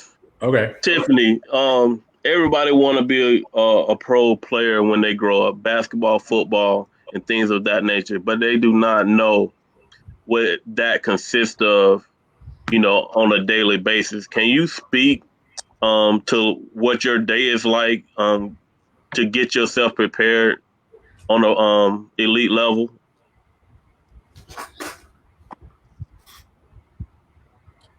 Well, I think there's different stages of that. It's different stages of that. I'll start there because when you first get in the league, college, and you'll be able to keep up. That's number one. That's wrong. My first couple years as a rookie, I would eat McDonald's on the way to practice and after practice on the way home. Not the way to go if you want to maintain in this league. Like you gotta feed your body what you wanted to do. Even though I'm not saying I had a bad rookie in second year because I really killed, to be honest, but it's gonna catch up with you eventually. So they'll tell you that even though you think you're okay with eating that stuff every day, it's not gonna last. Like sooner or later you're gonna have to change your diet. Sooner or later you're gonna have to give yourself what you McDonald's every day. So I definitely learned that part of it. You have to just listen to your body, know when you need rest, know when you need recovery, know what you need to put in your body to give you the best results. That would be the one thing for me. I have a question for Tiffany. I never asked you this before. First of all, I want to say this before I ask that question. Like both of y'all have amazing parents, and I can't say enough, especially on this platform. We know people locally are listening to, how certain players got to certain places. The part that Corey, your initial, Polk Hoops, your initial question was about like how they, the transfer thing. You kind of brought that up, and I'm thinking like the whole time somebody posted this in the chat that moms made that power move. Like his parents being very aware of what their responsibility is, kind of position their kids well, and I think your parents did an exceptional job of that, and not just that early decision, but just kind of throughout. They were very involved in every part of your processes. But the question I wanted to ask Tiffany was, when did you know that you were going to be a professional player? That's a good one. First of all, I want to say about the mom thing. My mom officially was a spy in order to make sure that I went to the right school because if y'all don't remember, she went to coach at Lake Gibson to make sure everything was smooth there and was good enough for her daughter to go play. And she found out that it wasn't going to be the best choice for me. So she sent me to another school with that she wasn't coaching at. So that's the kind big, of right? dedication we talk about with the parents here in this conversation. Yeah. But anyways, the question when did I know? I call myself a late bloomer. I don't know because I was always around great players and I would always see those players get like a lot of recognition from colleges and get letters and things like that before me. So I kind of was a late bloomer and thinking I was good enough to be in the league. I was already planning on, what am I gonna do after high school? What kind of job I was gonna get? And I just think maybe the end of my junior year, I started getting, or the beginning or the end, I'm not sure. It was a long time ago. You must know. And I just started getting that recognition because even though I was around other players, I was always proving that I Right. belonged with them and I belonged in that category and I belonged up there with those names. So I think I made my name then, and of course the colleges. I had bins and bins and bins full of letters after that. And I think See, that's when probably my senior year I kind of knew. your You know, senior year. So hold on. So you answered when you knew you would be playing. You knew you could go to UConn, or you asking? Because I asked when you knew you could go pro, but it seems like Oh, you're go referencing. pro. Oh, I mean, it's So pretty much the same thing too. Like right, I can literally say the same story. right, Like because in I the was going to college push year, back at you because of some. course I'm surrounded by Right, I was going to push back at you some of the moments what. that I'm very aware of because I was obviously there and engineered a good deal of them. but you know what's interesting about that, Rashad? Yeah. Like me and you used to have this conversation years ago, just when she was in high school, Mm-hmm. and and not just because Tiffany's on here. I mean, the first time we had the conversation when she came as a freshman, you told me she would be the best player to ever come out of this county. Mm-hmm. That's for her to say what she said, because we used to be like, I was like, I know what I saw in eighth grade from her and a group of girls, and Precisely. we used to have this conversation all the time, even from that little 8-9 game stretch we played in middle school basketball. You were just a lot better than the girls that we had on that team. And we had some go getters on that middle school team that year when we beat everybody by like 40 and 50. Right. But me and Rashad both agreed like how like special you was then. I didn't think WNBA at that time because Right. we Because it was the thought league that wasn't far. there. Right. We were talking the best high school player female wise your freshman year because of the things you came over and were able to do. And Rashad said that. So watch this. Tip. I want to kind of give this right back to you. So I remember having this conversation with you, and this is again just so people can kind of have some idea like how these conversations go when your kid is really talented, and it kind of give you an insight as to like what level your kid really is. Because people who have seen it, they know the difference between like when your kid is a good player, a varsity player, a Division II player, or a pro. There's a big difference between seeing Jimmy Baker, who is a fantastic player, and seeing Tracy McGrady. You know the difference when you get it, right? And so I want to push back to you. Like I'm saying to you, Toomer and I having this conversation, and all of that when you're a freshman. We go on and we meet April Sykes, who is the #1 player in your class by the time when you guys are sophomores and you go head to head with her at those times and in those moments, are you ignoring that or are you just setting your mind to continue to be competitive? Like, how are you? Because we're telling you what it is. I'm telling you, Pat Summit is going to come in this gym to see you when you're a freshman. So, how are you at the time reconciling that? Because some of these kids think they're better than they are. So that's why I'm digging into this part of it and your individual psychology during this phase. And see, I wasn't. I think I'm just different. And when I say different, I mean this. Like I tell people this all the time. Like I'm a different kind of person. Like Amber, no, me and her put ourselves in our own little category, just like from random daily life to basketball. Like we just different. We think different. So I think even back then, I'm like, I'm going head to head with April, and I feel in my mind that I'm fighting to show everybody that I'm as good as her or I'm better than her. But then y'all two are seeing that y'all know what it is already, and y'all saw it, but I didn't. I'm just thinking like I got to keep fighting And you think because we that's just gassing how you. I feel in the moment. Like, yeah. And I just get all these people just telling me like, you gotta go, you gotta go, you gotta go. And I'm like, all right, cool. Like they looking at her like, what do I gotta do? Just tell me. And I felt like I was just getting it done just because I felt like I needed to. But on the other side, y'all are watching, looking on the outside in, like, oh, she got it. And I don't even think I do yet. I want more. I'm hungry. So I think that's Right. just the difference between me and a lot of people nowadays. It's just like they listen to the hype and they're like, oh, I'm good. I'm sailing now. I'm gonna get to what college I want to get to. I'm gonna start because they know my name. Like that's how it is now. I guess it's different because we train you, and like even when I train you, I didn't work you out just with just you. You had to work out with the boys, and you had to do the same stuff that they had to do. Like I wouldn't let you not do something because they were guys. What's interesting that we talk about on Polk Hoops, me, Billy D, and Corey Barnes always talk about on a daily basis. Like you guys played on a national AAU team. That and that move, I think Rashad, you were involved with. Yeah, I coach. So, and this is another thing, you know, kind of a note to like coaches in certain scenarios. I know we got a lot of coaches locally who do way more than just what they do on the high school circuit or high school level. So for both of them, I think their advantages, and you and I've had this conversation privately, and I think this will play out for everybody.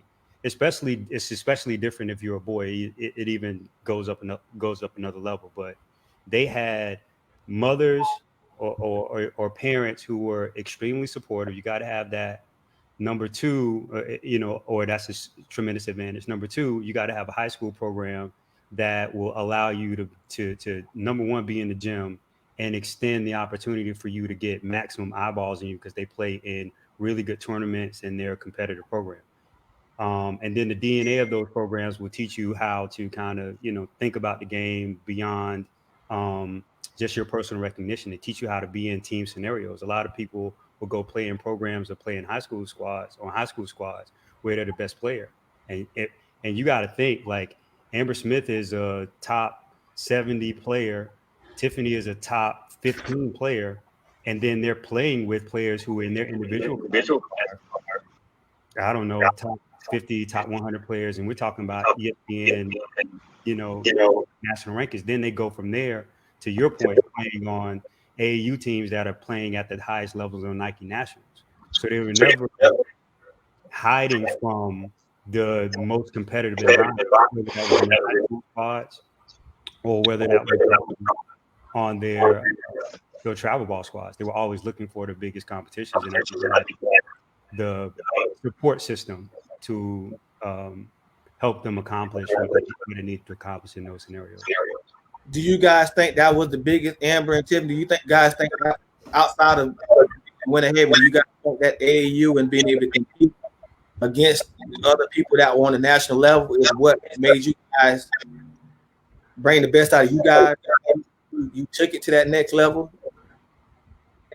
Yeah, I mean, I think so. I think you're surrounded by really other good players forces you to bring your up. If not, you know, you'll be on the field. And then that's the only way you can see what we do. So I think it was one of the best things for us to basically make a power team with AAU, and you know, they won the national championship after me. But you know, I helped set the foundation. 100%. Yeah, I know Billy D, he's coached on the national level with the guys that Miguel and the Kevin Foster, the guys you grew up with. Billy D, you got anything about like that for them, like, or even with Amber, because she's coaching now? What I do know is that girls and boys are different. Boys, pretty much you're gonna get your that top five, power five offer from off the circuit. If you're not playing on the circuit, more than likely you're not getting a power five offer. What I've seen in girls coaches come out to a lot more events. They are out a lot more than boys coaches are. So, but the thing is that overall, I think girls basketball is a lot better. Like fundamentally sound. They run more sets. They shoot the ball better overall, and that's something that I had to adjust to. Coming from boys to girls, you know, they work harder. They get things a lot quicker. Like when I came in, they wanted me to install my system on defense. You know, it took my boys 2 years to do it. You know, the girls was able to catch up on it really quickly. And like I say, I think girls, they're just tough overall. What they do at Winter Haven is unprecedented. Like I've never seen it anywhere. And you wonder why they're clearly the best program ever in Polk County. It's because of the culture that they set with Coach LaDon, Coach Rashad, and Coach Johnny. You know, I was just fortunate enough to come in and put my little 2 cents in to help, you know, build on what they already had. But one thing I want to ask both of you, Amber, Coach Johnny and Coach Rashad talk about you a lot, and they obviously talk about Tiffany. Those girls look up to you guys. What legacy you want to leave for the people that are looking up to you? I mean, for me, it's, like anything is possible. I know it sounds cliche, but I'm a kid that was born and raised in the church. I went to my church school. We didn't have any, school sports or anything like that. I didn't know you could get scholarships, to play basketball, obviously, until I came to Winter Haven. And I didn't know what Power 5 was. I didn't know any of that.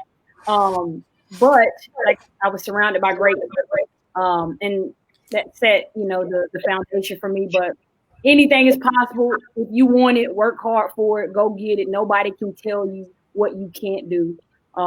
If you want it, go get it and work hard for it at the end of the day. Tiff?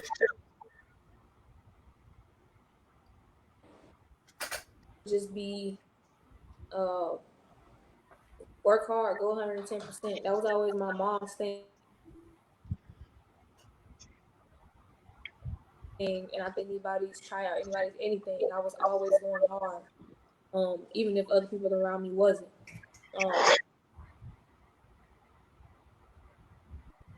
So that's how I am. Like in practice, I'm going 110 all the time because you never know who watching from you. So I think my thing is always go hard because of those things. You never know who's watching you. I have one question to for you learn guys. from you and grow from watching things that you watch. Even if I don't talk, and they know that from high school, I just get in trouble for talking. But I just embrace the fact that I always go hard, so I can still be a leader by example. I still struggle with talking to this day, but I'm gonna lead by example because I'm always gonna go 110%. I have one question for you guys. During your era in Polk County, outside of who you played in your on your teams, because I'm aware of what that might mean. And you can elaborate on that if it makes some sense after. But who were the other players who you played in Polk County that were like they were stuck? Well, all of them was probably on our team. Yeah, your squad was something else. We gave into that. And I'll say it because we got a handful of people listening. Like, of the top 25 women players or female players in Polk County history, 20 of them got to be Winter Haven players. No, who the other 5 is? The Lake Gibson girls? I couldn't. I mean, because y'all hadn't did no list like y'all did for the men, and I'm here to call y'all out. Yeah, we knew it was coming. Yeah, my guy Jason Polynice, he especially told me to call y'all out on that. So y'all need to work on that. That's why we got y'all on here. So we trying to start somewhere.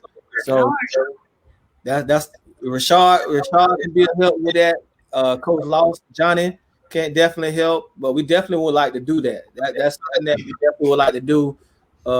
Top players. Yeah, y'all need some help fans list too. I'm taking out my brother. Your brother was on the top 20. Top 20? Yeah, we didn't have a top 5. We didn't do a top 5. We did a top 20.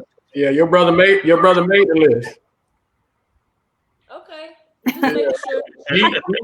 He went off on us and he made the list. Yeah, he text and called me 20 times going off, but he made the list. I got a question for you, Tiff, on that since you brought your brother up. Who you like dreaded the most? Your mom getting on you or your brother? As far as your work ethic, who was harder on you?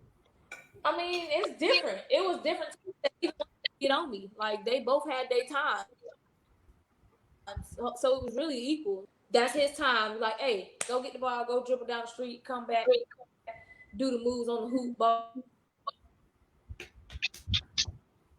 Blah, blah, blah. At Simpson Park, hey, be better than everybody, go 110%, or you're not gonna play because I don't need people in my ear talk about I'm just playing because you're my different times with both of them. So I can't even pick one. Right. So pound for pound, everything on the line. Who was the best in the house? Cool. Call out, boy. Hey, you doing the tumor stuff. In your house. You talked about your mom. You talked about your brother. Pound for pound. All things Yeah. equal. Who the best player? Who's the best player? My mom must say her, but I'm kicking my mom. I'm sorry. She got to get whooped. She got to get these buckets. So it's you. I'm going on your brother then. Oh no. She can't handle her brother. Huh? Pound for pound. Like pound for pound. Like say both of y'all got pound for pound, all things equal. Who the better player? She said in his prime. Out of me and him? Yeah, I mean both of y'all in y'all prime, pound for pound. You know, all things equal. This is not saying like, you know, him and his. He was hard. I ain't gonna lie. I'm hard too. It sounds like she dodging a question. She gonna dodge it because she know that question. She know what's gonna happen if she answers that question. Next time she see him, he gonna have a basketball in the hand. They gonna have to play 1-on-1 right there. Hey, no question. On that. You'll beat Right now. you'll beat him right now. You'll beat him right now. But back then, what? You'll beat him right now. Yeah. What you mean? There it is. We don't Oh, you talking 6'8", Tiff. Dang, Iggy. You on here let her talking about you. He on my page saying him without no doubt. But he say he don't want no smoke. So the answer is her because he say he don't want no smoke. Okay. Well, ladies, I got a serious question for both of y'all. Tiffany, you kind of made some, you made some headlines when you decided not to, finish the season out in the bubble. And Coach Smith, I know a lot of colleges are making different stances on the whole, social justice and thing that's going on kind of in the country right now. So both of you, if you want to, and if you don't want to, that's fine. But both of you speak on your thoughts on it, and Tiffany, your decision, if you want to speak on why you thought that was important. And Amber, how are you guys looking at it as far as are you, how y'all are handling it as a team and as a university?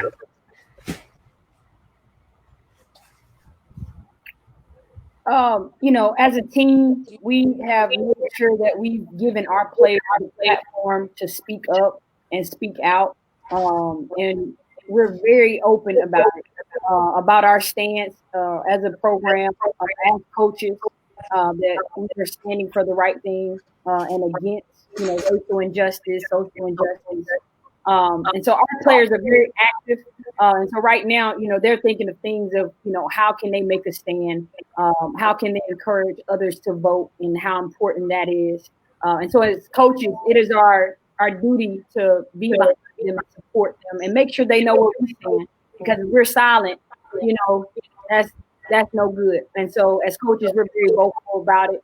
And our team, wants to make a stand and do whatever they need to do, to do the right thing. So.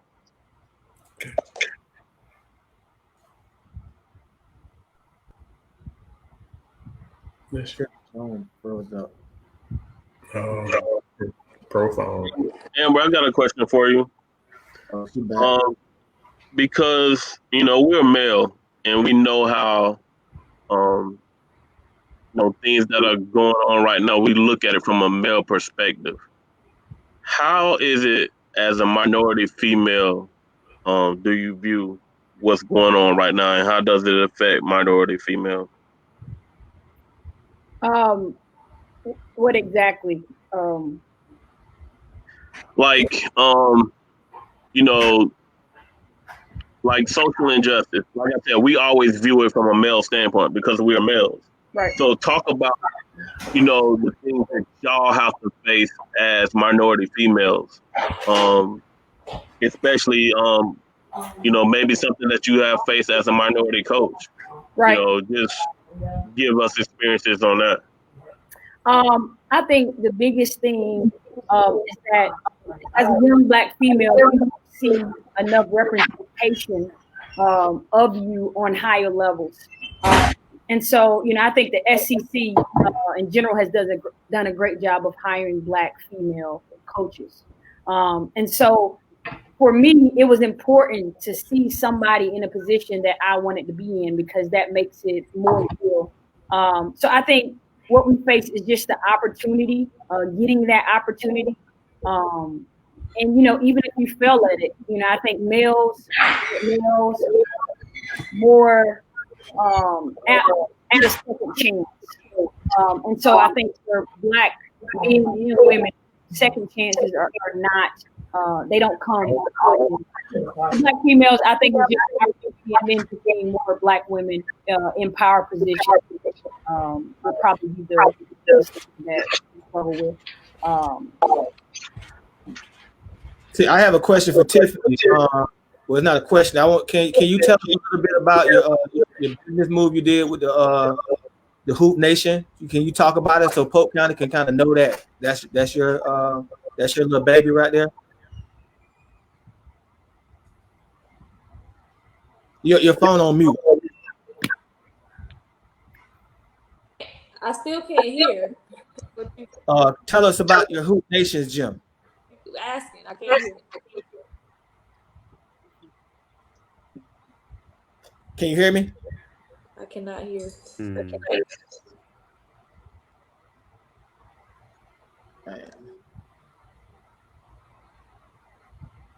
I'm gonna text you a question.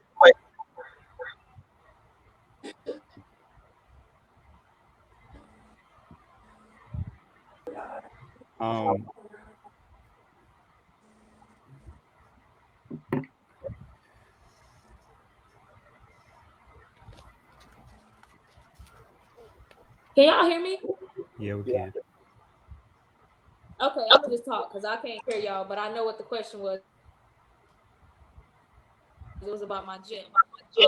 So I opened up a gym in February called Hoop Nation, and we basically, there was no real elite gym in the outside of Atlanta for kids or basketball players to come get training, get recovery, things like that. So I'm working on that myself, sister. Right now it's just me and her really working the whole gym. My brother's gonna come up and start helping us out in a little bit. Just wanted to have something in our family. I think going to the gym is gonna be good for not only us but for the community. Like I said, those kids had to travel all the way North Atlanta just to get good training, or just to get good gym equipment, to get good it's for recovery, weights, whatever. So we still got a lot to do to it. We redoing floors right now. We just got a weight room. We got cryotherapy there. We got trainers for individual workouts or group workouts. We got pro runs, regular runs during the week. We also it's so like I said, it's just a gym that we wanted to give to that community, that area, because it's kind of forgotten about. And I know what it means to not have somebody looking out for you and seeing what doing what's best for you for your future. So I give that to that area because my nephews lived there. That was the gym that we trained at, and it was terrible before we got there. So now we have a place to always go to get better, and now he's better than me someday. He trained hard because he got that place to do it anytime he wants to. Well done. Very well done.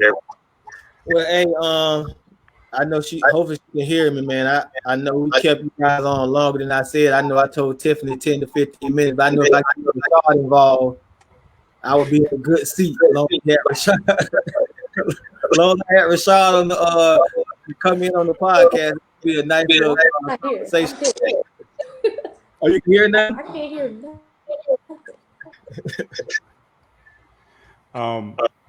One last thing. Tim, you ask me a question all the time, or you ask me a question in our group. Pose that question now. I'd rather go ahead and answer it because it's something that we'll be dealing with at some point.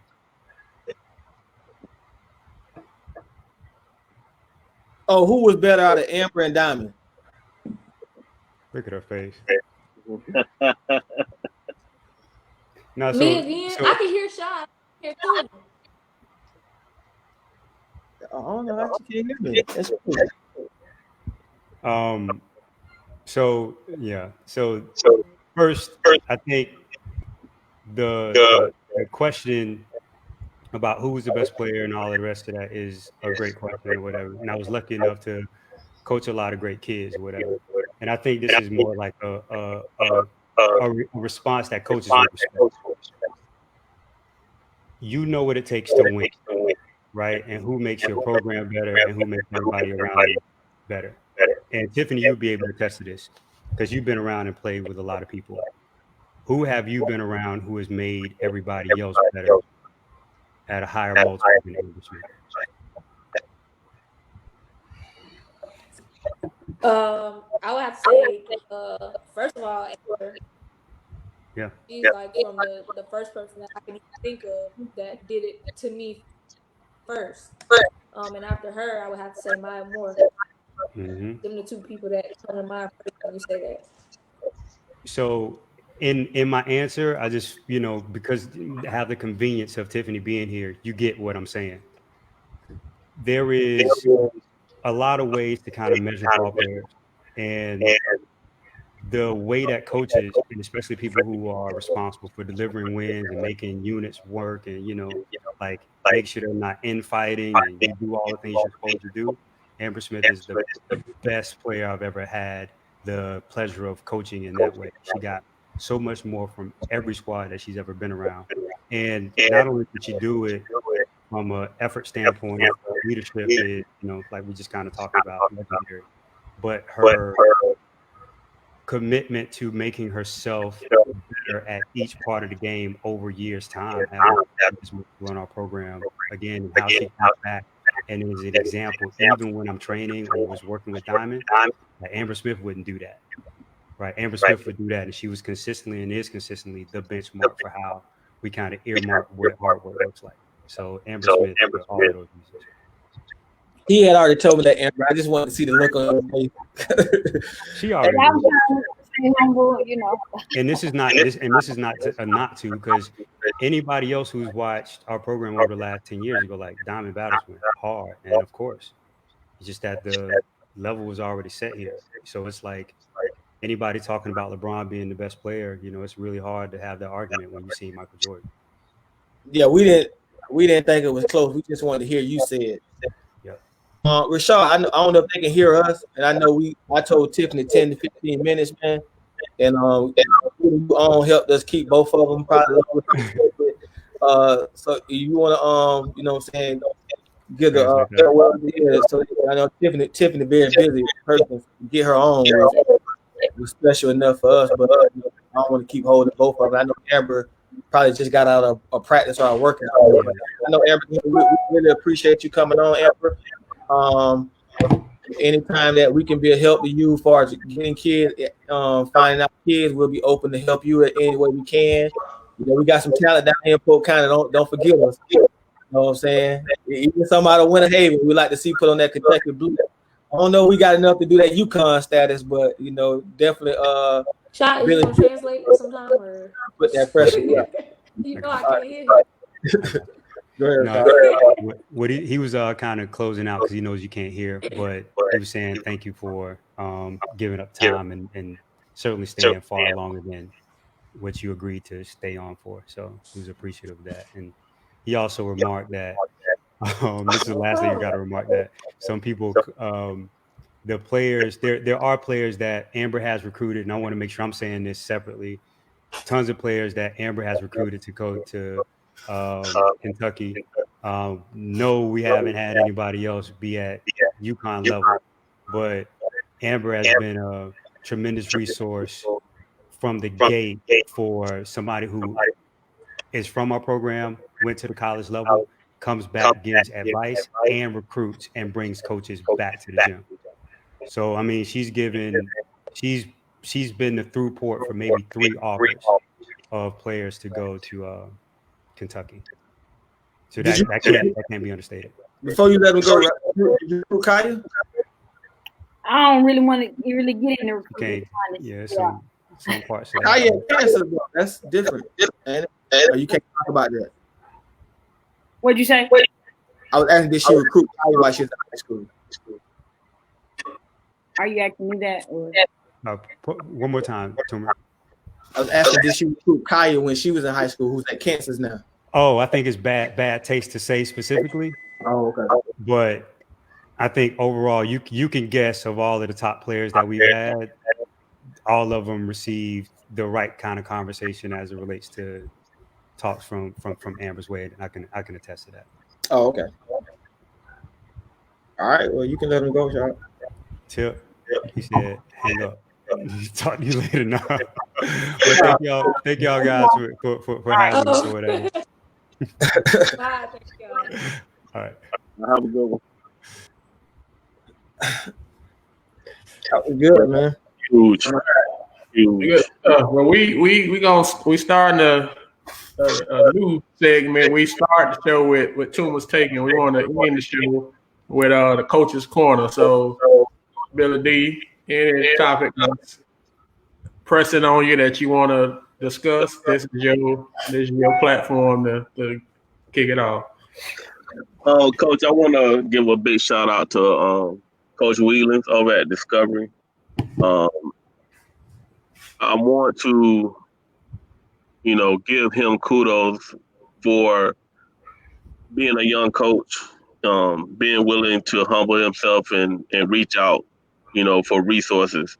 I want everyone to know from a coaching standpoint, Polk Hoops platform is growing, that we have coaches contacting us and we're promoting you guys in your programs. So it's important for you guys. You expect from your players hard work. It's just we as a community, as a coach to coach, expect the same thing from you guys. My thing is your work ethic, you have to model that to your players. All right. They're watching you, as they watch, their parents, they're watching you as a teacher also. So it's important for you to show and model the same work ethic that you want from your players. And with that being said, continue to get better, strive to get better. Always reach out, pick somebody's brain, find somebody, like we talked about it before, get somebody on your staff that you can trust with your players, but also will make you better, not a yes man. People talk about that all the time. It's good people around here, but sometimes we got to humble ourselves and be willing to ask. And I think as men, sometimes we don't put our pride to the side. It's tough for us to reach out and get help. But I know for a fact if people reach out, it'll be people that's willing to help them. And my thing is at Polk, we're at the betterment of all programs. We want to see everybody successful. When the county's good, that's when we have championship teams. Usually when somebody win a championship, it's because the county is good overall. Last year, Bartow won the championship, but look how many teams we had in the playoffs.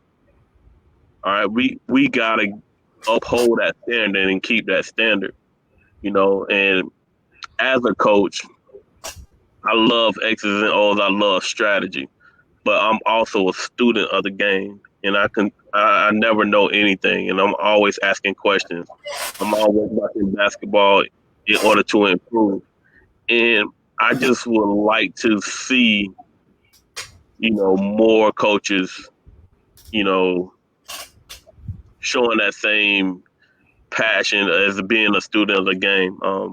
Me and McGriff talked, recently, and we just all talking about maybe all going to a coaching clinic together, even though I'm really not coaching as much as I used to, but still, it's okay to collaborate and to get better.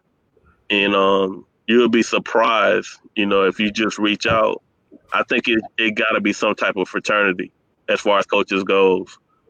And I challenge each coach. You know what I'm saying? Like, put your differences to the side, and be willing, to get better.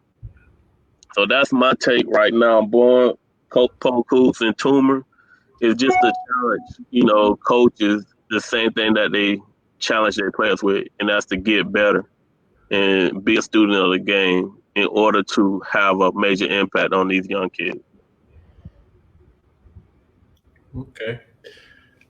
Well, one more, I guess thing. Just I want to get you all's take on it, and this is not a basketball issue, but it's a school issue. School started this week for school students whether they decided to go e-learning or face to face, and we've had some issues. I guess I don't want to say the right word. Some issues with the COVID testing, and to the point where the way things are right now, if somebody gets test positive is identified, anybody who's in that vicinity has to quarantine for 14 days. I know that there are some schools that are getting hit a lot harder than others, and both of you all three of us are educators, so we're dealing with it every day. I mean, what is the I know, like Orlando, what they've done and what they decided to do is do e-learning essentially for the football players. So if you play sports, you do e-learning so that you're able to essentially play. Polk County has not decided to do that, and so there have been some cases where some teams have some of their players that are not going to be able to play because they have to quarantine. What is you all thoughts on it? And I know I spoke to at least one basketball coach, and he was saying, I'm not going to, say who it was, but he was saying that might be something that he chooses to do with his kids for the spring to put them all e-learning. So he's going to essentially do his own quarantine, essentially, and that he said like that's the only way that you can ensure that they don't get possibly affected in quarantine, because in football you quarantine for 14 days in the season, you're going to miss 2 games. In basketball, 2 weeks you might miss 8 games. So what is you all's take on I think it's kind of like the smartest thing with sport. They want to do sports like they're thinking like they're going to have sports. But I think also you'll have a lot of parents, you'll have a lot of people who think that you're giving favoritism to student athletes, which sounds crazy because you can choose to do e-learning, right? But I just feel like something will be thrown out there that don't make sense like that. But I think it's like the smartest thing to do if they're gonna have sports is to bubble them in the e-learning. Because just think if what we're seeing now, like the room I've heard, Lakeland lost the quarterback for the first game because he had to quarantine for 14 days. Right. It doesn't mean he has it, but he was in a class and somebody had it. It's setting football up to be a ticking time bomb. We talked about that even at the NFL level. If they played the season and then we didn't get nothing straight, can you imagine Tampa Bay going to the Super Bowl and Brady gets COVID the week before? So it's the same way now that you like with the sports that it seems like bubbling up and doing the e-learning would be considered the bubble. It'll work. It'll work a lot better than actually having the kids go to school and be on campus around all the other kids. So I like the idea, but I just see somebody would throw out some craziness that don't make sense just to have an argument. You know what I'm saying? Okay. I mean, I think it's a great recommendation. But the thing is that, a high school coach can't make that decision for people and their kids. If that child's parents want them to go to school, they're going to school. You know what I'm saying? They're student first.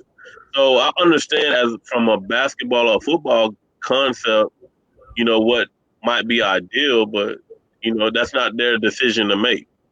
And unfortunately. So, but for the betterment of everything, I'm hoping that we can create a safe environment for the kids who can play, but I just don't see that happening. I don't see us playing a whole entire football season if we continue the route that we're going. Just here in Polk County, it's at least 4 high schools that have COVID cases. not only high schools, you got elementary schools and middle school. My school was in the paper. It's just unavoidable with this going on, and they're changing. Basically policies like we seen today that a person can be asymptomatic and be exposed and still come to work. You know what I'm saying? Like, I mean, I'm all for safety first. I thought they should have went virtual for the first 9 weeks, maybe even the first semester. I'm just not about putting kids and other people at risk.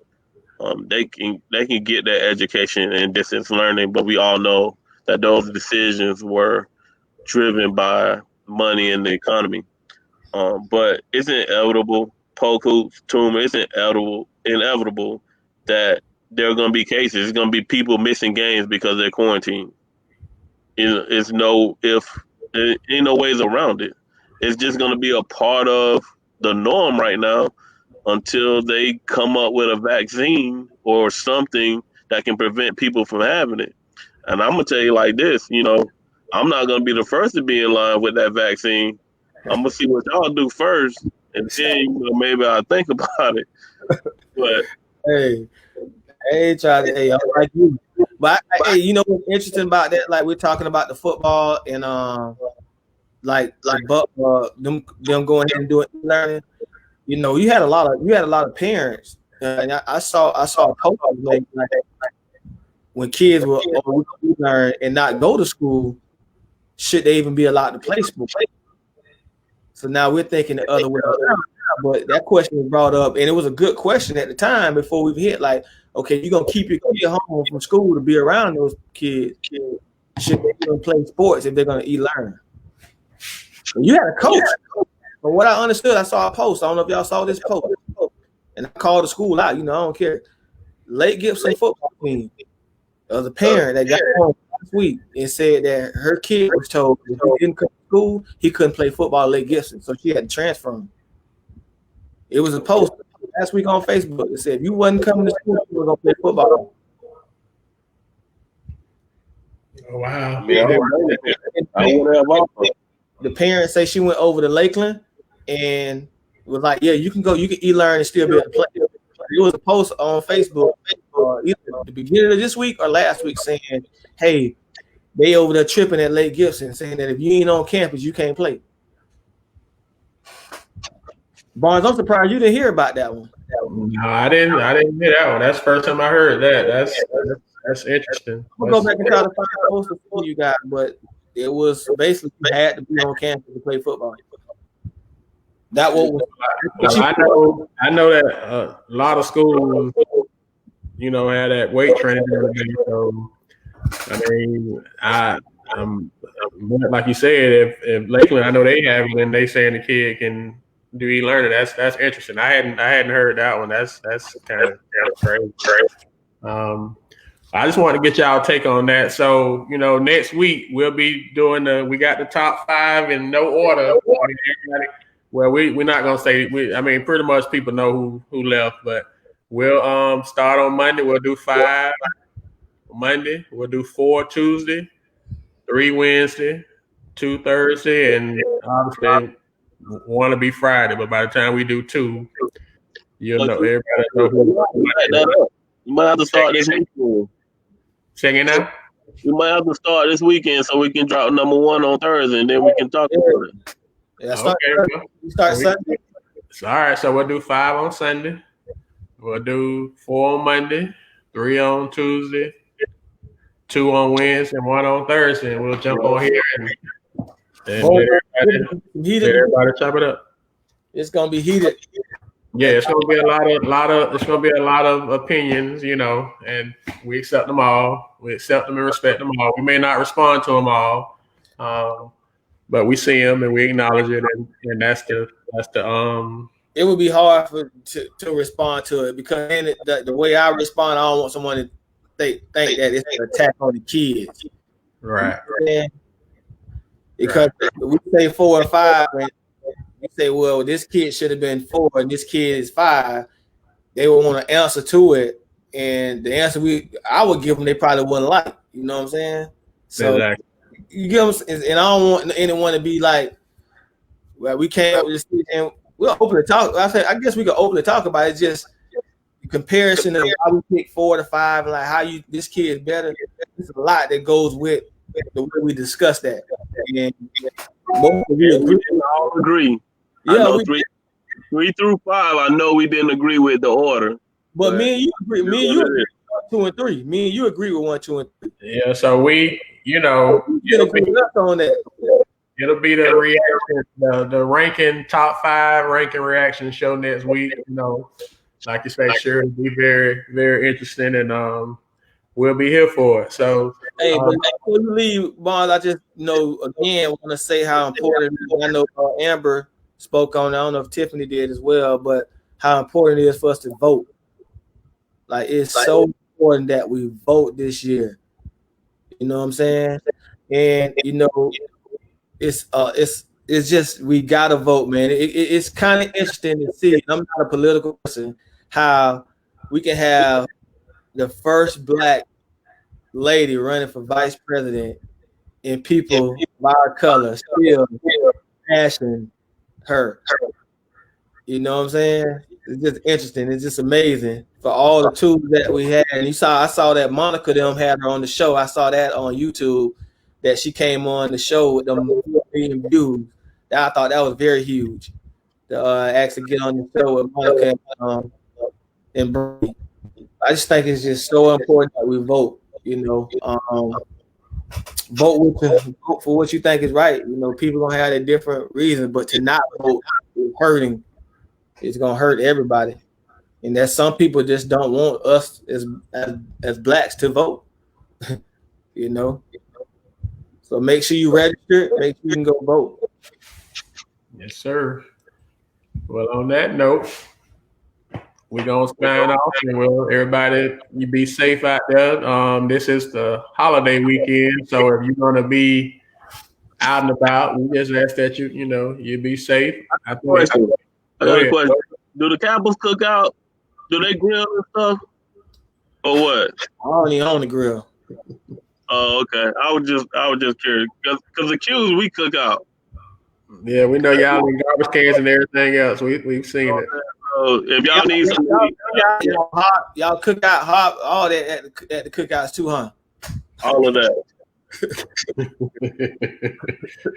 Hey, well, once again, man, thank y'all. Thank you, PG. Thank you, Coach, for all y'all do to help us, to make this what it is. I want to thank Coach Antbo, Coach Shaw, Coach Smith, Tip coming on and having a great show, great content, great conversation. And it is our intent. I saw Coach Smith call us out. It is our intent to grow our female part of things. It's just we're gonna need some help. I can tell you that for sure, because we don't know as much, and it's not as much